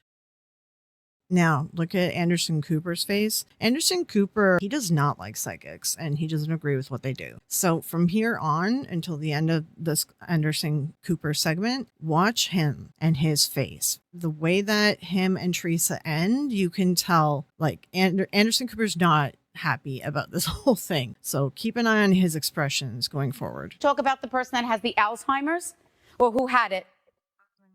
So, and did you? And then the blinking that she just did, she's mad and she's also wanting to cry because she's mad. I saw that there. Or who had it? Look at the. Had it.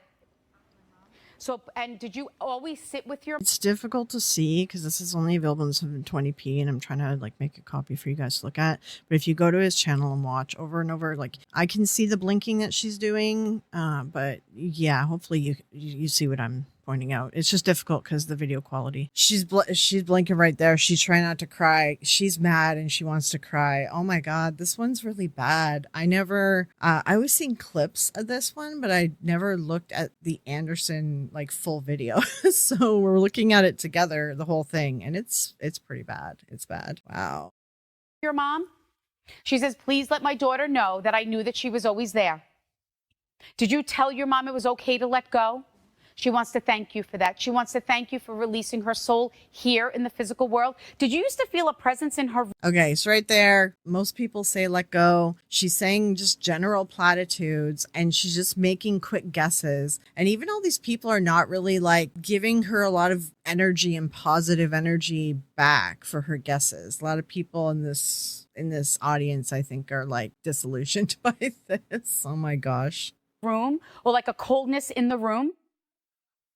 Not a coldness, but a presence. See, for me, coldness is a presence of spirit. So when you would sit with... See, and then when the person gives her an answer that doesn't quite match her, she does this a lot. She'll say that this is an image that means this. You would feel the presence of other loved ones that have departed. Is that correct? You would feel a presence? Know that that's spirit. She shook her head no, and then she's like, yes, you'll feel a presence. And then she's like, okay. So when you would sit with mom, you would feel the presence of other loved ones that have departed. Is that correct? You would feel a presence? Know that that's spirit. Yeah, this woman's like, she's not getting anything out of this crowd. You can see Theresa's face too. She's starting to struggle. That she was not alone. Do you understand that? She also wants to thank you for not treating her as if she was sick.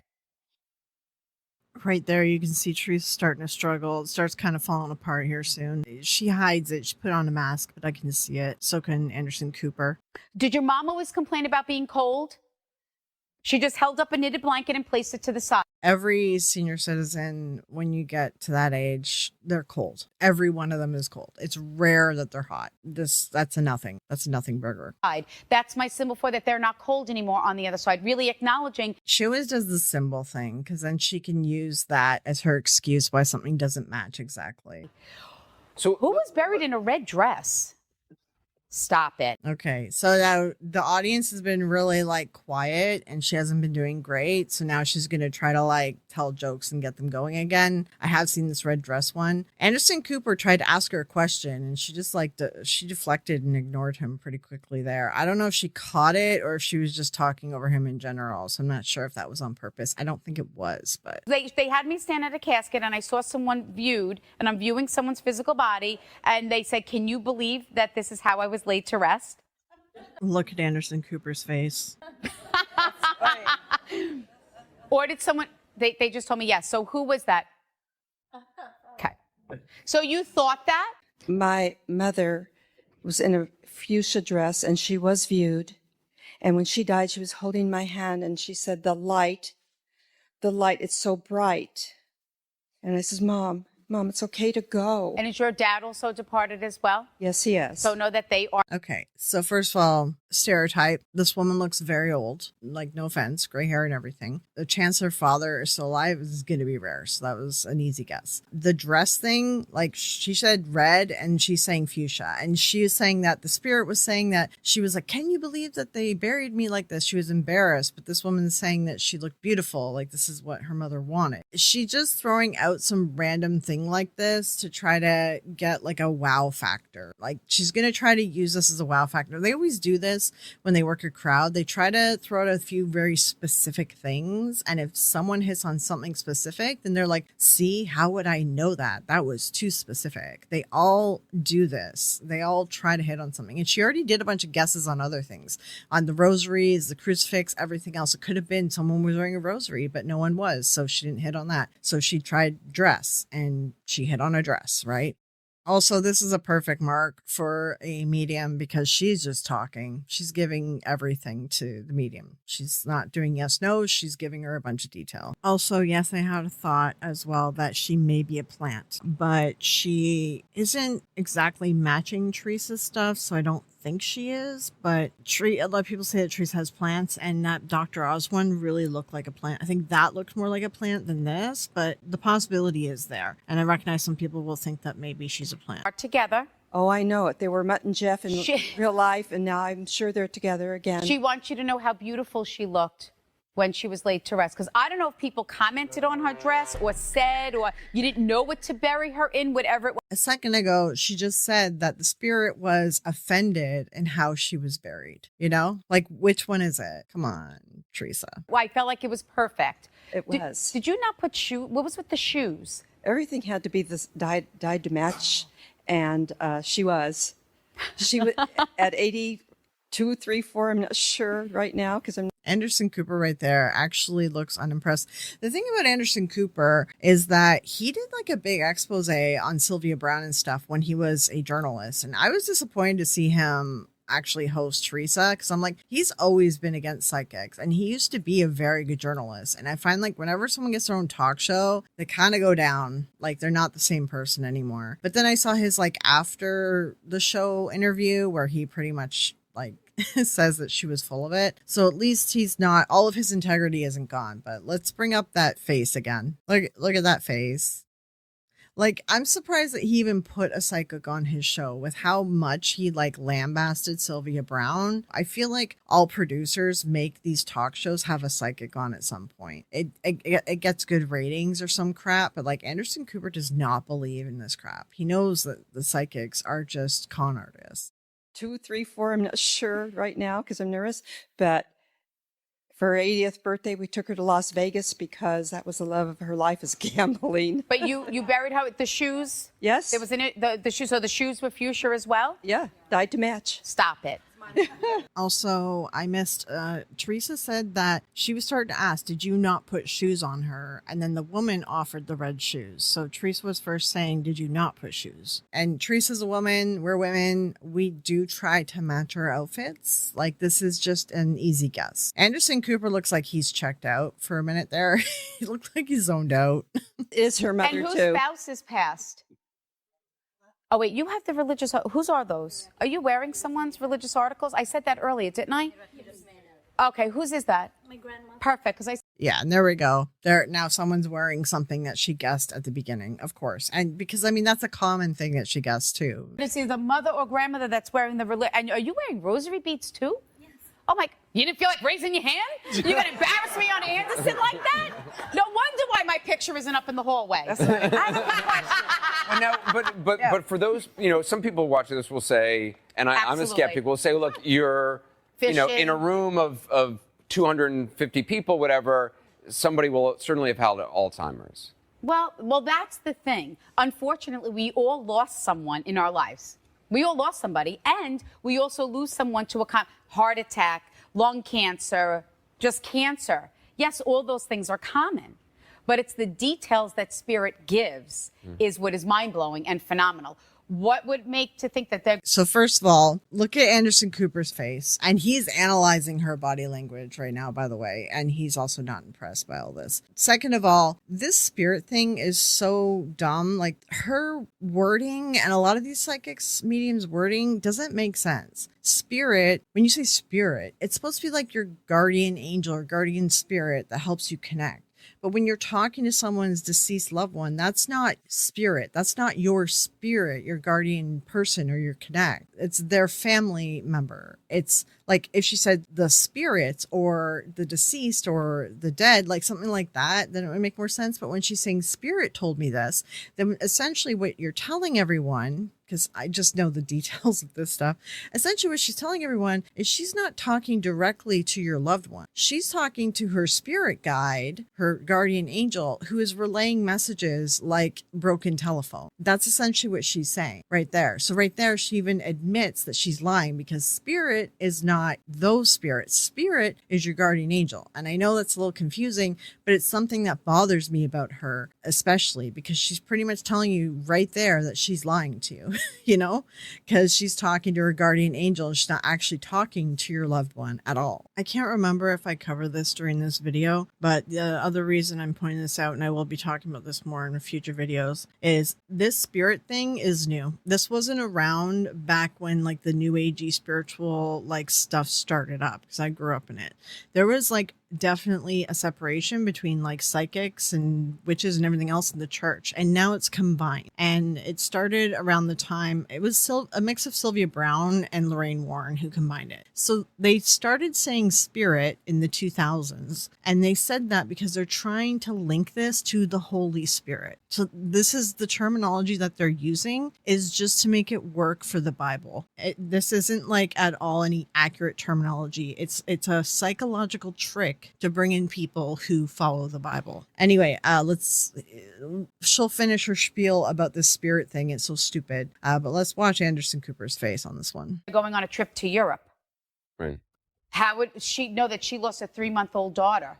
Or that somebody was wearing religious, I mean, and people can say, yes, those are common things. So there's like a whole part of this that isn't recorded that we didn't get to see about Europe and the daughter. Like, she's bringing that up. It's not on the recording. This happened during the priming of the audience, so we can't go back and play and pause it as the audience member. You see, she's being sneaky. She knows what she's doing. Because remember, she asks to speak to the audience before the cameras start rolling, and she did that on this show too, which I'm surprised he let her do. But it looks like he was standing beside her the whole time, so I think he witnessed the priming. The specific details that spirit gives. And does this happen to you all the time? I mean, is there ever a time where you're like, I mean, you were asking that question during the break, where your mind is at rest and people aren't coming to you? Well, it's just when I choose not to acknowledge them or not. And I have to say, I've been doing this for so long that spirit really does respect boundaries. You know, when I approach someone out and give a spontaneous reading, I'm there. It's not just like I just walk into a room and go, hey, you know, I'm there for a while. Spirit's pushing me. Spirit, they won't leave me alone. I could be choking on my food, having trouble breathing. You say spirit is pushing you. Yes, spirit. I'm not bothering anybody. I mean, I didn't wake up one day and say, oh, I think I want to be a medium. Right. She's just lying. Like, this is so stupid. I'm not bothering it. Yes, you are bothering people, lady. Come on. I didn't just wake up, decide to be a medium. Yes, you did. Like, come on, let's be real. You said the spirits are pushing you, like when you saw the casket. And so the spirit pushed you to a casket? Well, what I mean by pushing is like they'll just keep showing me things because my life experience is most certainly different than everybody else's. But by showing me standing in front of a casket with someone in a red dress, that's not something common that people would do. It is not common that someone would lay someone to rest in a fuchsia dress. Again, you guessed red dress, not fuchsia dress, and you have 250 people in there. People do dress up people nicely. Like, people in the casket aren't always wearing like black or white or anything. I've been to plenty of funerals where they've been wearing color and they've been dressed nicely. So I don't really think that this is that uncommon, to be honest. Not everyone views their loved one's physical body. You know, and we take those things for granted. You know, people will say, oh, of course I lost my father. Of course I lost my grandparents. But for me, I'm very blessed. I still have my parents here in the physical world. I still have a grandparent here in the physical world.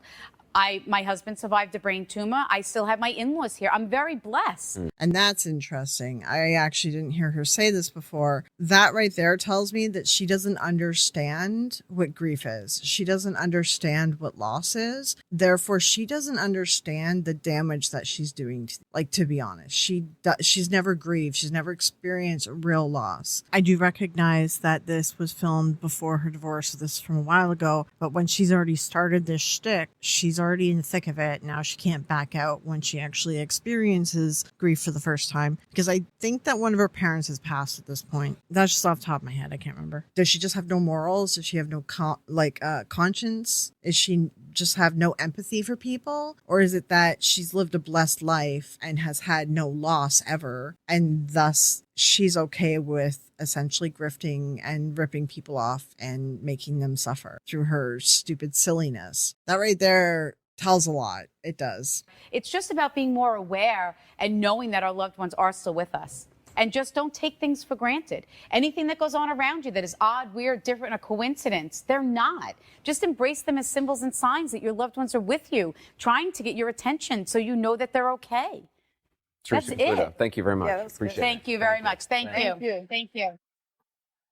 Thanks for watching. Watch Anderson Cooper's face and Theresa's face when they're saying thank you and goodbye to each other. There's a bit of like unimpressed with each other, like not impressed with each other, like situation with the faces. There's something going on there. Theresa That's Caputo. it. Thank you very much. Yeah, Appreciate it. Thank you very much. Thank you. Thank you. Thank you. Thanks for watching at AndersonCooper.com. Now we're going to take a look at him after the show. This is backstage. I'm pretty skeptical about all the psychic medium stuff. So, she seemed nice and she was fun. I just think there's a lot of like, if you say to a room of 300 people, oh, somebody here has lost a sister, there's a good chance, or somebody here has ashes of a loved one, there's a good chance somebody has a piece of jewelry that has some ashes in it. So I'm skeptical. I think people so want to believe in things, but I'm open to the possibilities. I just sort of want to see actual proof, and until that happens, I sort of feel like it's my job to be skeptical, or at least asking tough questions about stuff like that. It's funny. Anderson Cooper, he often has like a straight face on, and even now his face looks a lot more animated because he's trying really hard. I don't know if it's just me, but like I can read him really well. Like his straight face, I know what he's thinking right now. I know what he's thinking. Like I don't think he wanted to do this at all, and I think he's frustrated that he had to. And now he's just playing nice because what's the point in getting in a fight with Theresa? She's gonna not come back again. Kind of deals with that face is telling me. Even during the whole thing too, like he just seemed totally unimpressed and was sort of analyzing everything that she was doing as she was talking. And it did freak her out. You saw it on her face when she laughed. She knew something was up.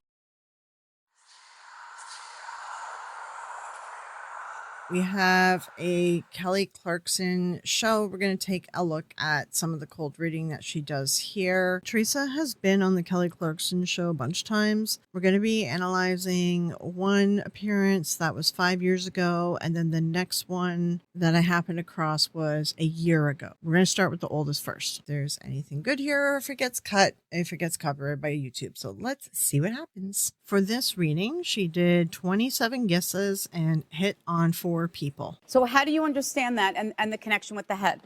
We had a really close friend, a sheriff's officer, who was shot blunt in the head, died instantly. Died instantly. And are there like memorials like in the town? Because he just showed me like a tree and a bench and like a big plaque, like a park like in the town? Yeah.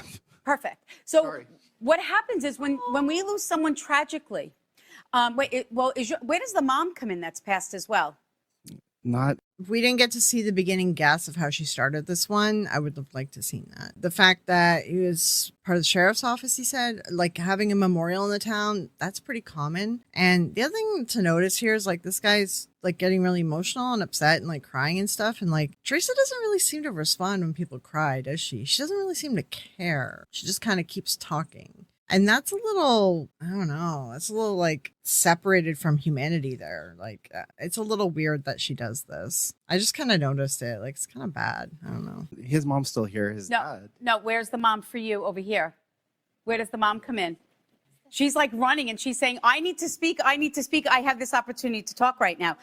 Okay, could you stand up, please? You stay right here. I'm probably gonna, what happens is spirit piggybacks. So were you like thinking about your mom or like saying, Mom, are you gonna come through?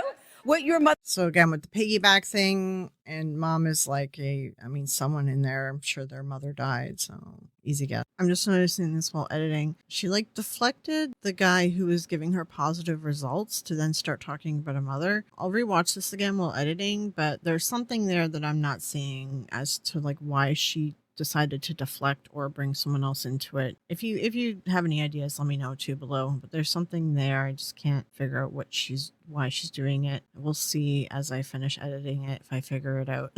All right. That just validated for each and every one of us here, they hear you. My main way of reason why I do what I do, it is not for people to believe in mediums. Take note of Kelly Clarkson's reaction because I'm going to be pointing it out on the second clip that we have that is only from a year ago. This one's 5 years ago. I want you to know that you still have this connection with your mom, that she hears you because that is what you say to her every single day and you want to hear her.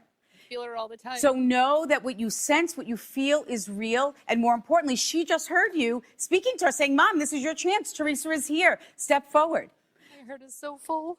So know that that is her. Now, your friend, I feel it's more of like a brother energy for you. Is that correct? Or like you were very close? Oh, we were very, very tight. And going back to the bench, the community did a park bench and dedicated a soccer field to his name. Knowing that his soul knows, because especially if we lose someone tragically, sometimes we're afraid that their soul is not at peace. The mother that was platitudes, this is going to be platitudes, nothing new. It's just platitudes. She doesn't give anything interesting. So it's just a guess and then platitudes. Make them cry, looks good for the camera. And to add, notice that the sitter there gave a ton of information to her about the bench and he just kind of keeps talking. So he's just like giving her everything that she needs to build a narrative. So know that it is his way of validating. If he knows what's going on, and in memory and in honor of him, he is so happy and knows and wants to thank you for remembering him every day of your life. Where did the balloons come in? Did you release the balloons or the lanterns? What? November, he happened. And so every year, so this will be because coming up the third year. So the last 2 years, we've gathered at the bench as a community and done balloons with lights, and we do a balloon release. So know that he is there with you. This is stuff that people do as well. Like if it's a community thing, when a community is like that affected by a death, like they do stuff like this. I've been part of communities that you end up doing stuff like this. The lantern thing, balloons, this happens a lot. This is common things that we do for a death that rocked a whole community. So yeah. And I forgot this example too. One of my friends passed from cancer. We were very young, in our early 20s, 22 or 21 or 23, something like that. It was a small town. And when she passed, there was this lantern stuff that people were doing. This is a common thing for when a small town gets together, like lanterns, balloons, like whatever, right? It's like a symbol. And there were all these lanterns on the grass and everything for her. And the whole community went to the funeral, and it was a lot of people. Like it was just the entire church was packed. So when it hits a whole community like that, they do extra stuff like this. Like they started up a scholarship for her. We did like a big funeral. There's a bunch of these lanterns around, and there was like memorial stuff set up for her as well. So this is not uncommon what she's guessing when it comes to a small town community. I am very sorry for your loss. Thank you. I just want to add as well, I wasn't thinking at the time too, because we know that Theresa asks for time alone with the audience. It's very possible that she picked this up. She's also been known to use plants in the audience, her workers talking to people and then bringing her the info. Hot reading, like she could have done some hot reading on this. Who knows? It could be more than just cold reading here. Okay, now let's take a look at the next Kelly Clarkson show episode. Keeping in mind, this is 4 years later. Theresa's already been on the show before. For this reading, she did 20 guesses and she hit on 2 people. You know, like I said earlier, like nobody came here today thinking that they might hear from their loved one that has died. I always deliver messages. Heavy. It is, because sometimes someone might be afraid or not know what to expect when their loved one does come through, what they might say. But I can guarantee you it will always be things of faith and healing. So I don't want anyone to be afraid. So this is from like a year ago. You can tell that she's like calmed down, like after her divorce, after everything, like she's not being as aggressive as she normally is. And that's kind of interesting. I feel like she's like running out of steam or something. It seems like. Do you understand the tragedy up over here, ma'am? I mean, we had someone pass. A week ago? Okay. And very tragic, is that correct? I'm pretty sure there was like another Kelly Clarkson video that we watched, and like Kelly, she reacts like this, and she's had her on her show before. Like, I don't know why she's acting like this is brand new. I feel like Kelly Clarkson's just acting. What? So I'm an actor. Yeah. Actually. Because now, do you feel like a chill or like some type of warmth move through you? Warmth, yeah. Okay. I asked the soul to move through you to validate that the soul is present. Wow. Because the reason. Okay, this is also one that she says multiple times as well. I don't know if I'm gonna have the time to go through all the clips, but she does say this, either warmth or a chill. And I asked the soul to walk through you to validate that they're here. She does this one a lot. She says this is like, she has the same set list and she just keeps repeating it. If it wasn't clear, what I'm saying by same set list is she has the same questions that she asks during all of her shows, and it's repetitive questions, always the same question, and it always incites an answer from people who believe. And we'll see this in other clips too. If you just watch a bunch of her stuff in a row, you'll realize she asks the same questions and says the same things every time. The reason why this is happening because you and the family are afraid that the soul is not safe and at peace with God. Is that correct? I mean, I think so, right? Yeah. Yeah. Is that correct? Yeah. So just know that this is the soul's way of validating that they are okay, and more importantly, that we could not have prevented this departure. Wow. Do you understand that? Yeah. Yeah. Because I felt like I needed to take responsibility for my departure. Do you who understands the car accident? Okay. Were you just talking to them?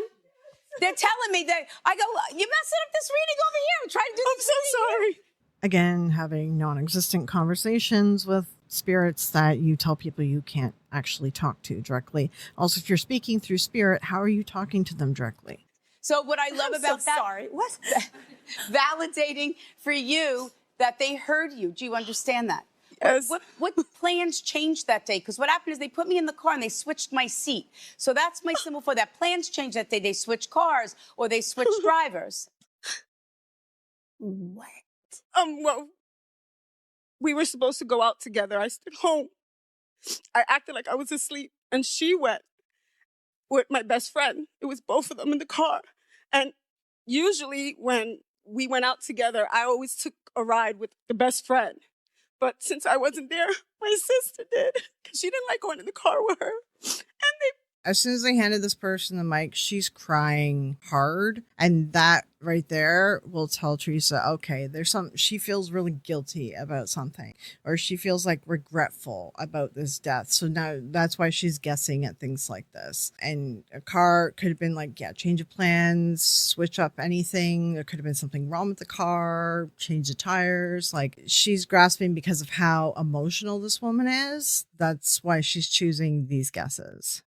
They died. They both died. And you have been carrying this burden for years, for decades, validating for you that they do not want you to carry this burden. Also, I just want to add an additional little side tangent rant. This validation thing is so annoying. This didn't used to be a thing before all these TV mentalist mediums showed up. I can't stand it, because when they say validation, what they're trying to say is that I'm real and I'm not faking it. This validates that I'm telling the truth. Like, it's just a term that to me seems like you're telling on yourself and you're feeling guilty for what you're doing. Feeling that if you were there or somehow you could have been responsible. Do you understand that? Or if you went, this never would have happened. Again, these are the same platitudes you'll hear as well. And even grief counselors will tell you these things. It's not your fault. You couldn't have stopped it. Things like that. It's the same platitudes every time that she gives to people. Nothing is amazing here. It's all just feeding off of people's grief for her to make money. Oh, tell her I miss her and I love her so much. You just did, ma'am. Oh. She also just told me that you connect with the song on the radio that reminds you of her. Always. It's not a current top 40 hit, right? Always. Not playing it on purpose. No. Know that is her soul, her energy that is with you at the exact moment. Oh. So know that she wants to thank you for that. Oh. And know that everything that you see is truly her and that she hasn't left you. Oh, thank you so much. Don't thank me, thank her. She's the one that did it. I love my sissy. She's the best. Oh my. Do we understand the hitting of the head? That was her. Okay. Oh. And do you think that she suffered?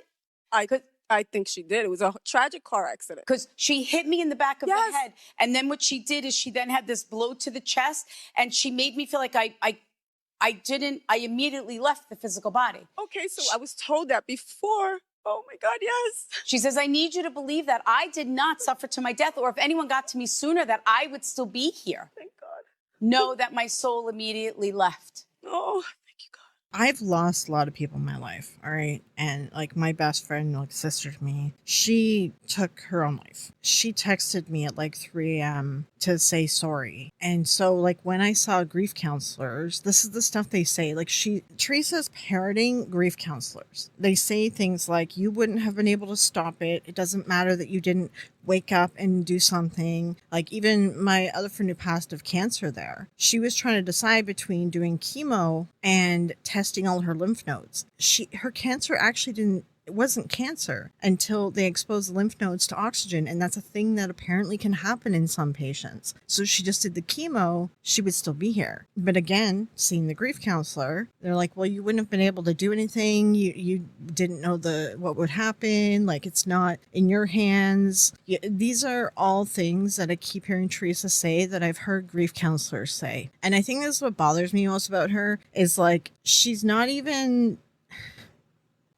giving any message. She's not saying anything that's new or a revelation or anything other than what any grief counselor would say to you. So instead of going to a psychic who's going to rip you off, because if you go see Theresa, you're going to see local psychics too who are cheaper and you're going to get addicted to them. So instead of doing that, spend the money that you would on a Theresa show on a grief counselor, because a Theresa show is like a couple $100 to $2,000. Go to therapy. Just go to therapy. It's going to be much better for you, and you're going to have the skills and tools to be able to handle things moving forward, and you're not going to like backtrack as easily as if you use a psychic for your therapy.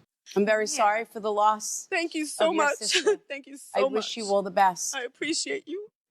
God, Thank you you. do this all the time. This is so intense. All right, so that's Kelly Clarkson example. Also, I noticed Anderson Cooper's audience was like a little bit more discerning with her, whereas Kelly Clarkson's audience was like enamored with her.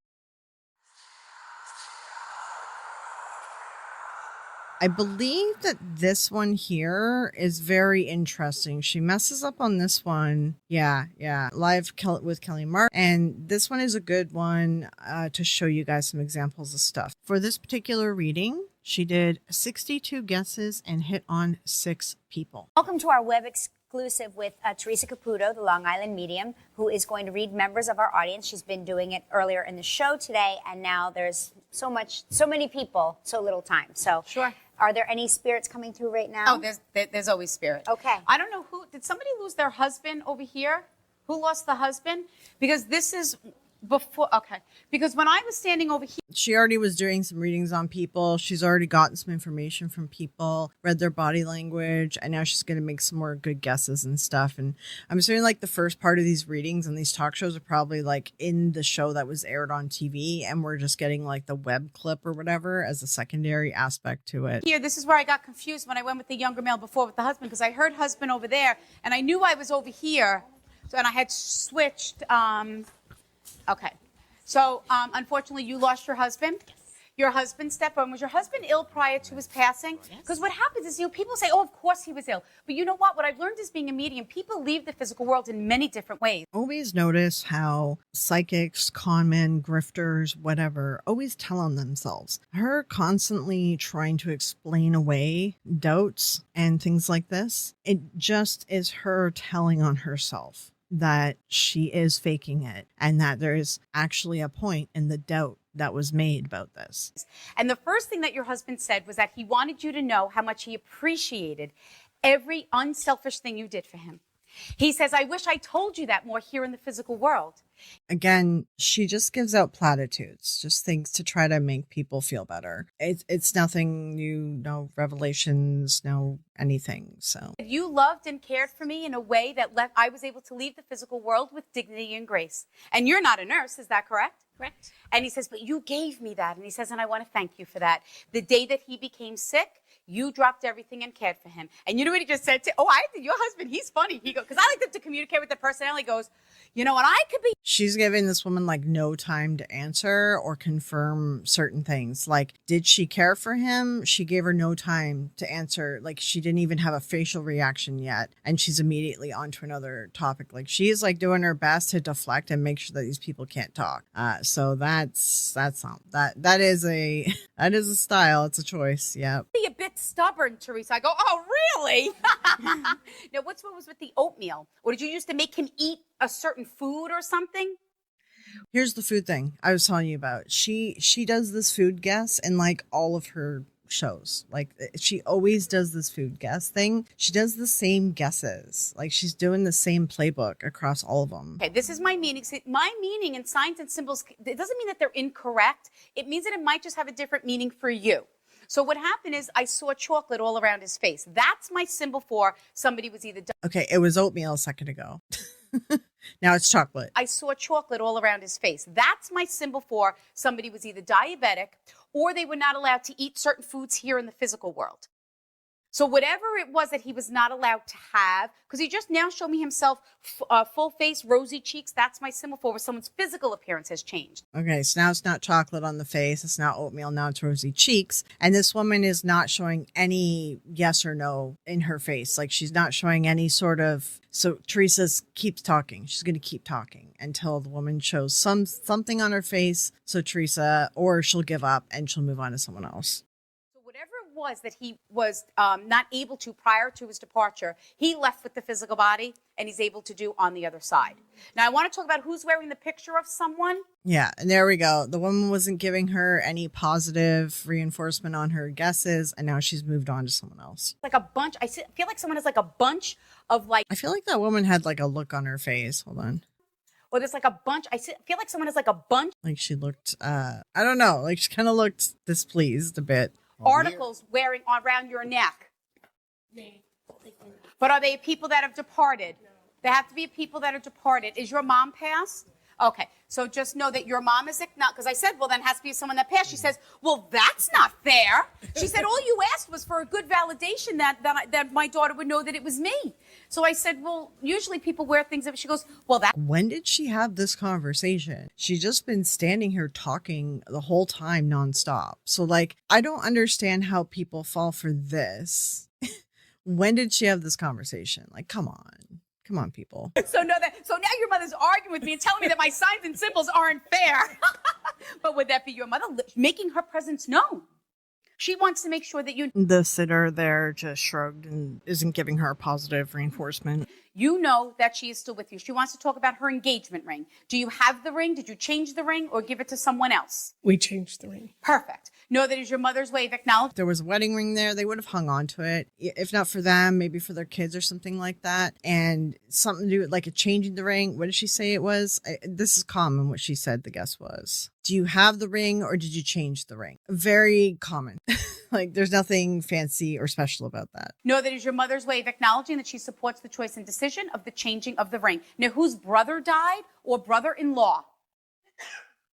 Did he fall or who? From the tragedy, I feel like I fell and then I died. See, you have to understand, I like spirit to piggyback, okay?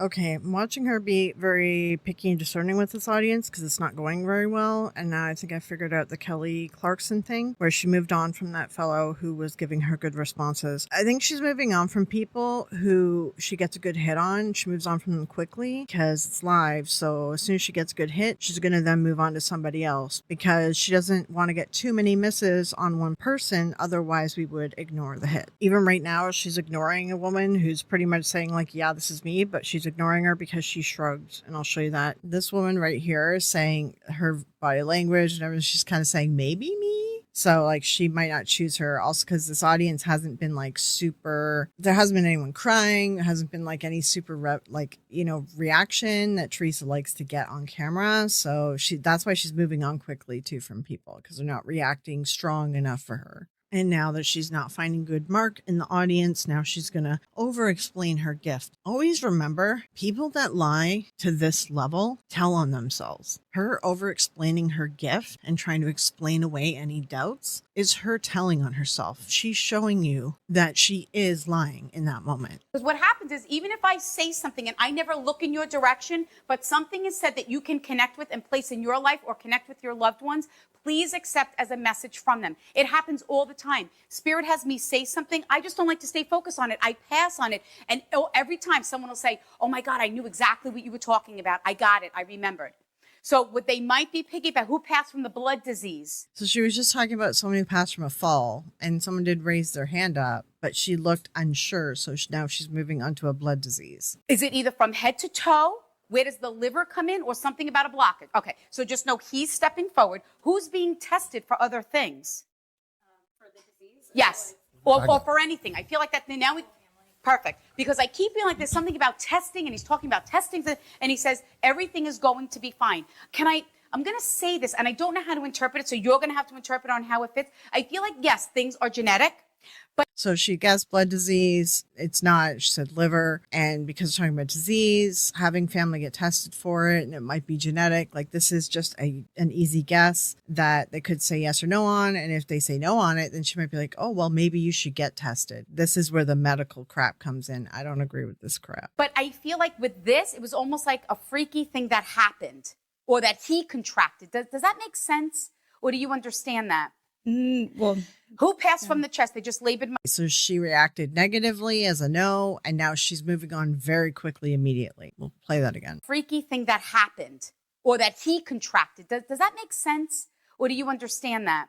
Well, who passed from the chest? They just labored my breathing. And again, just a reminder of how they're always watching facial reactions and stuff to figure out if they should continue with the person or move on. And this lady, her face is very expressive. So this is an example to show you. Sometimes it's more micro expressions, but I just want to point this out to remind you to kind of look for this stuff as well if you're analyzing psychics on your own too. Passed from the chest. I just got a blow to the chest and I couldn't breathe for like a second. Because they're trying to make their presence known. There's a lady right back there. That's Somebody raising over there. her hand. Where does the blow to the chest come in? Was right in front of you? Who died right in front of someone? Right over here. Okay. And who's this? Here you go. Died right in front of you. Have to, this does not mean that this is not for you. I'm just piggybacking. I just go with the stronger energy that's going to communicate. When they explain away the issues that you're seeing right now in their performance, and they explain away with like, oh, well, it's because of this, it's because of that. Like, it's their piggyback, they're doing this. Like, they always have like some sort of explanation as to why something isn't going very smoothly for them, you know?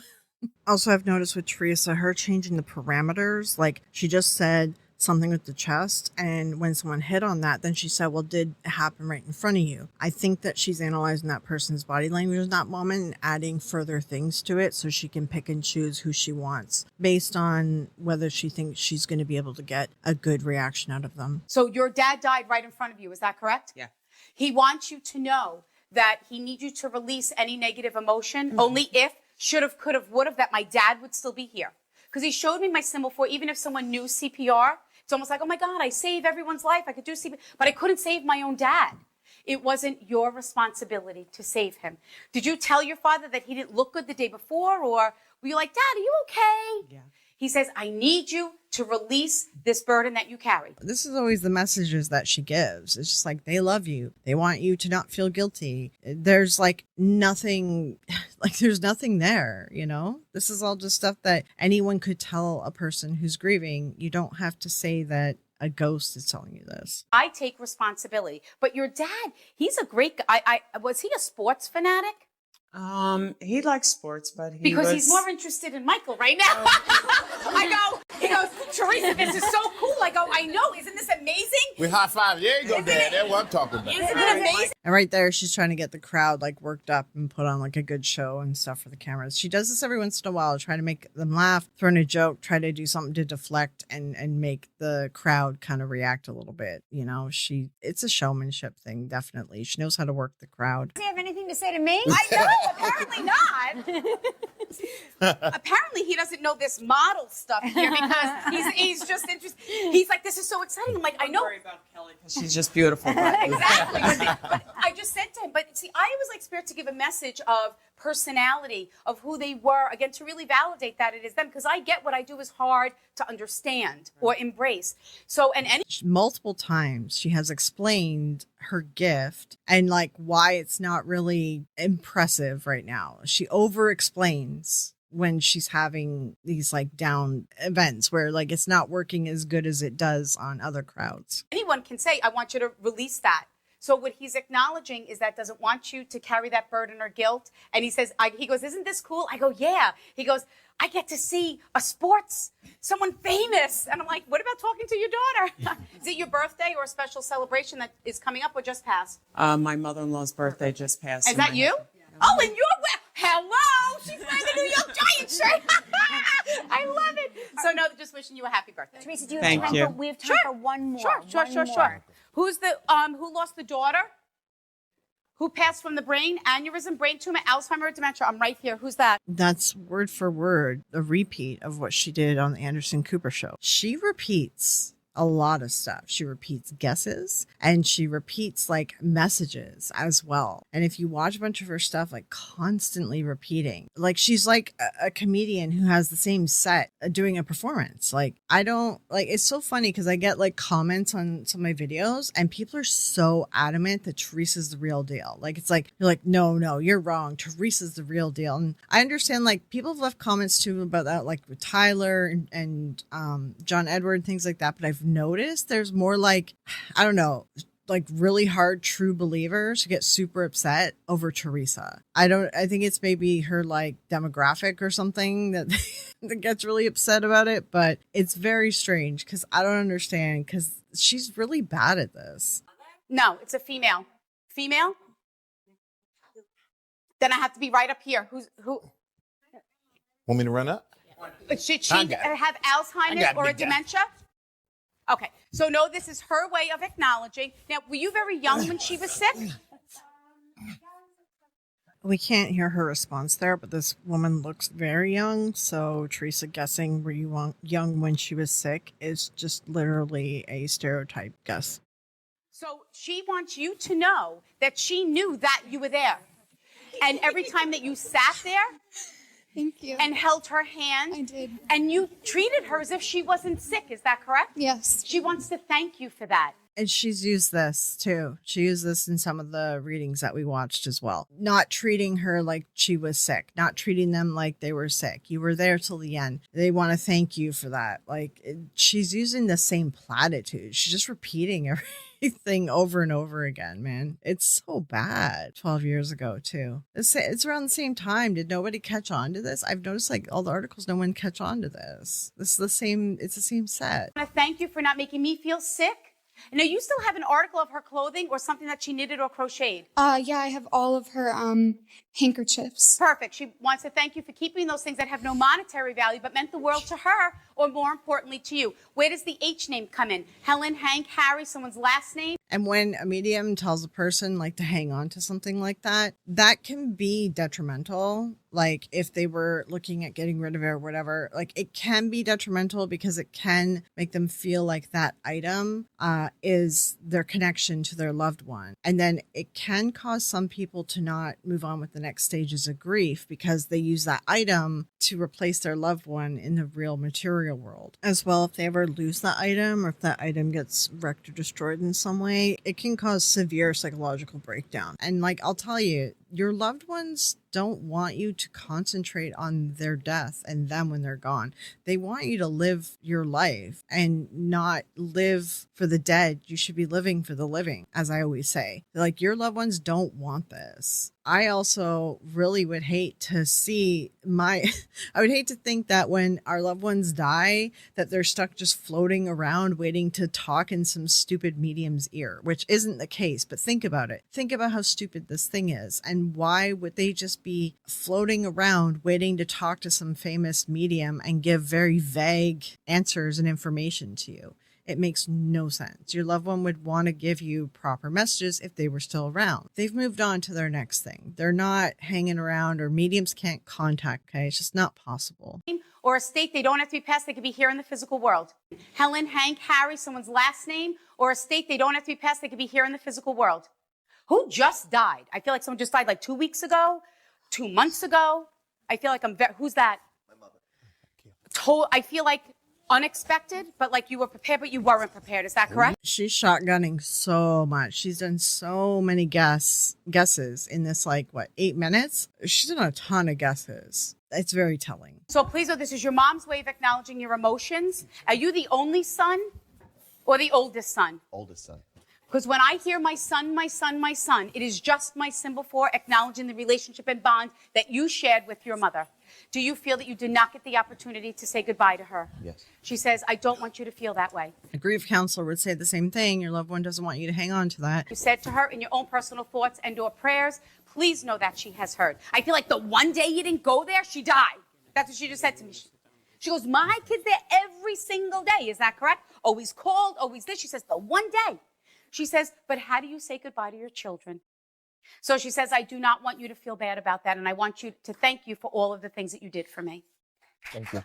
Theresa, that was amazing. Thank you, Theresa. Thank you for doing that for our audience. And look how much more, like, she's smiling and stuff more after this one versus the Anderson Cooper one. So this is interesting. This one is very interesting.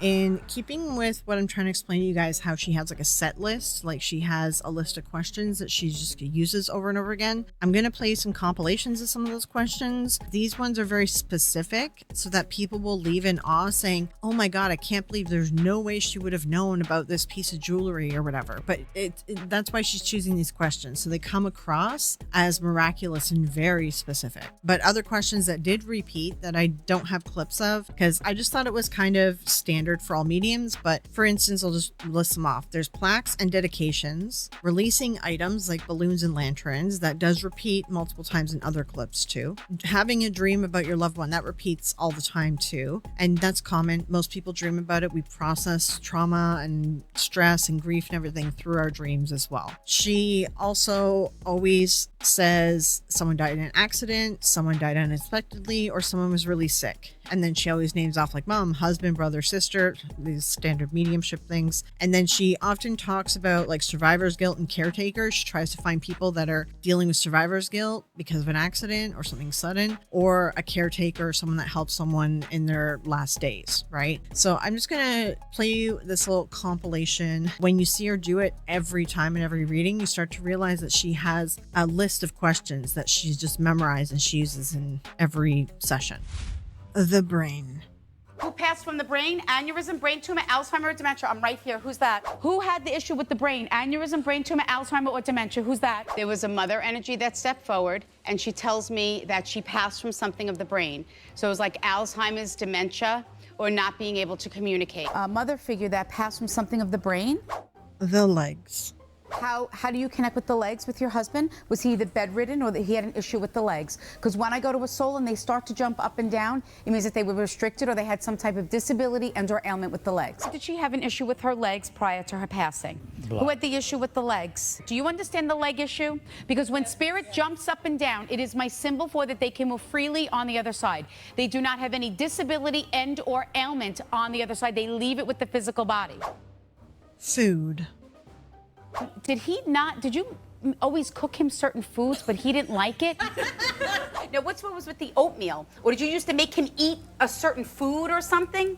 She goes, she kept all my recipes, but God forbid she make anything from the rest. He goes, and my wife makes a mean pie. So I don't know, you make good pie? I don't know if it's like a shepherd's pie or like a pecan pie or... The chills for validation. Actually. Because now, do you feel like a chill or like some type of warmth move through you? Warmth, yeah. Okay. I asked the soul to move through you to validate that. Did you just get the chills or the goosebumps? Yes. Know that was your mother's soul that just moved through you to validate. Did you just get the goosebumps, ma'am? Yes. Know that was your son's soul that just moved right through you. I asked him to allow you to feel him. Did you just get like a chill or a goosebump through you? I asked him to move his soul through you so you could feel his soul. So know that was the soul that moved through you, validating that his soul is at peace. Did you just get the goosebumps also? Validating that was his soul that just moved through you. I just got the goosebumps. Did you just get the chills? Yes. Know that was your brother's soul that just moved through you. To validate that. All right, now I have a lot more clips for this compilation, and this is all surrounding jewelry. And someone is also wearing the mother or grandmother's religious articles, whether if it's like a miraculous medal, a cross, rosary beads, or they brought them with them. Is that her wedding ring? Oh, you have the wedding ring. There was a necklace, and it would be like two hearts, and one would say best, and one would be friend. When Spirit shows me that, that's my symbol for that you either place something for them to be buried with, and or you have the same piece of jewelry. Now, I want to talk about who's wearing the picture of someone. Or there's like a bunch, I feel like someone has like a bunch of like charms or like a bunch of articles wearing around your neck. To me, she goes, my daughter is so upset that she didn't bring my jewelry or didn't wear something. I feel like I would always wear it or have it every day, and I didn't bring it today. Do you guys wear bracelets in memory of him? But do you have Dove jewelry? Yes, or Dove? We all... Did you change your mom's jewelry? I keep seeing a beaded bracelet with somebody's name on it. Why does he keep showing me these necklaces? Do you have a necklace in memory of him or for him? Mom talks about her earrings. She talks about a piece of her religious article. Do you understand that? Religious, right? She's wearing a crucifix. And that wraps up the compilations. Now, I just want to give some final thoughts. Where are the spirits who reveal unsolved murders, family secrets, or deathbed confessions? What about natural disasters and warnings for the living as well? If your dead grandma can tell you not to go to chemo, surely they must have seen COVID coming too. People carry hidden guilt, shame, and sins to their grave. Surely some spirits would want to confess something, but that never seems to come through. And why? Because spirit only ever seems to say what we want to hear. You keep it positive and your sitter enjoys it, and it makes for good TV. Theresa Caputo has made a career out of grief. Whether she's working a room of 3,000 or editing a miracle together in post, she presents herself as the messenger between this world and the next. But every shred of real-world evidence, every live flop, every scripted moment, every missed detail, every refusal to take legitimate tests suggests something else entirely. She's not hearing from your loved ones. That's the bottom line. She's reading you and your body language and the way you're talking and the information that you're giving her willingly but not realizing that you're giving her. Is Theresa really talking to the dead, or is it just mentalist tricks and techniques? What do you think now? If this video made you think twice, hit like, subscribe, and drop your thoughts in the comments. And let me know, have you ever seen her live? Do you have a story? I do want to hear it. Put it below. As for the rest of this video, well, all I have to say is thanks for watching. And remember, grief deserves honesty, not theatrics. I will see you guys in the premiere. And thank you, of course, as always, for watching and supporting this channel. All right, have a good night, guys. Bye, cat.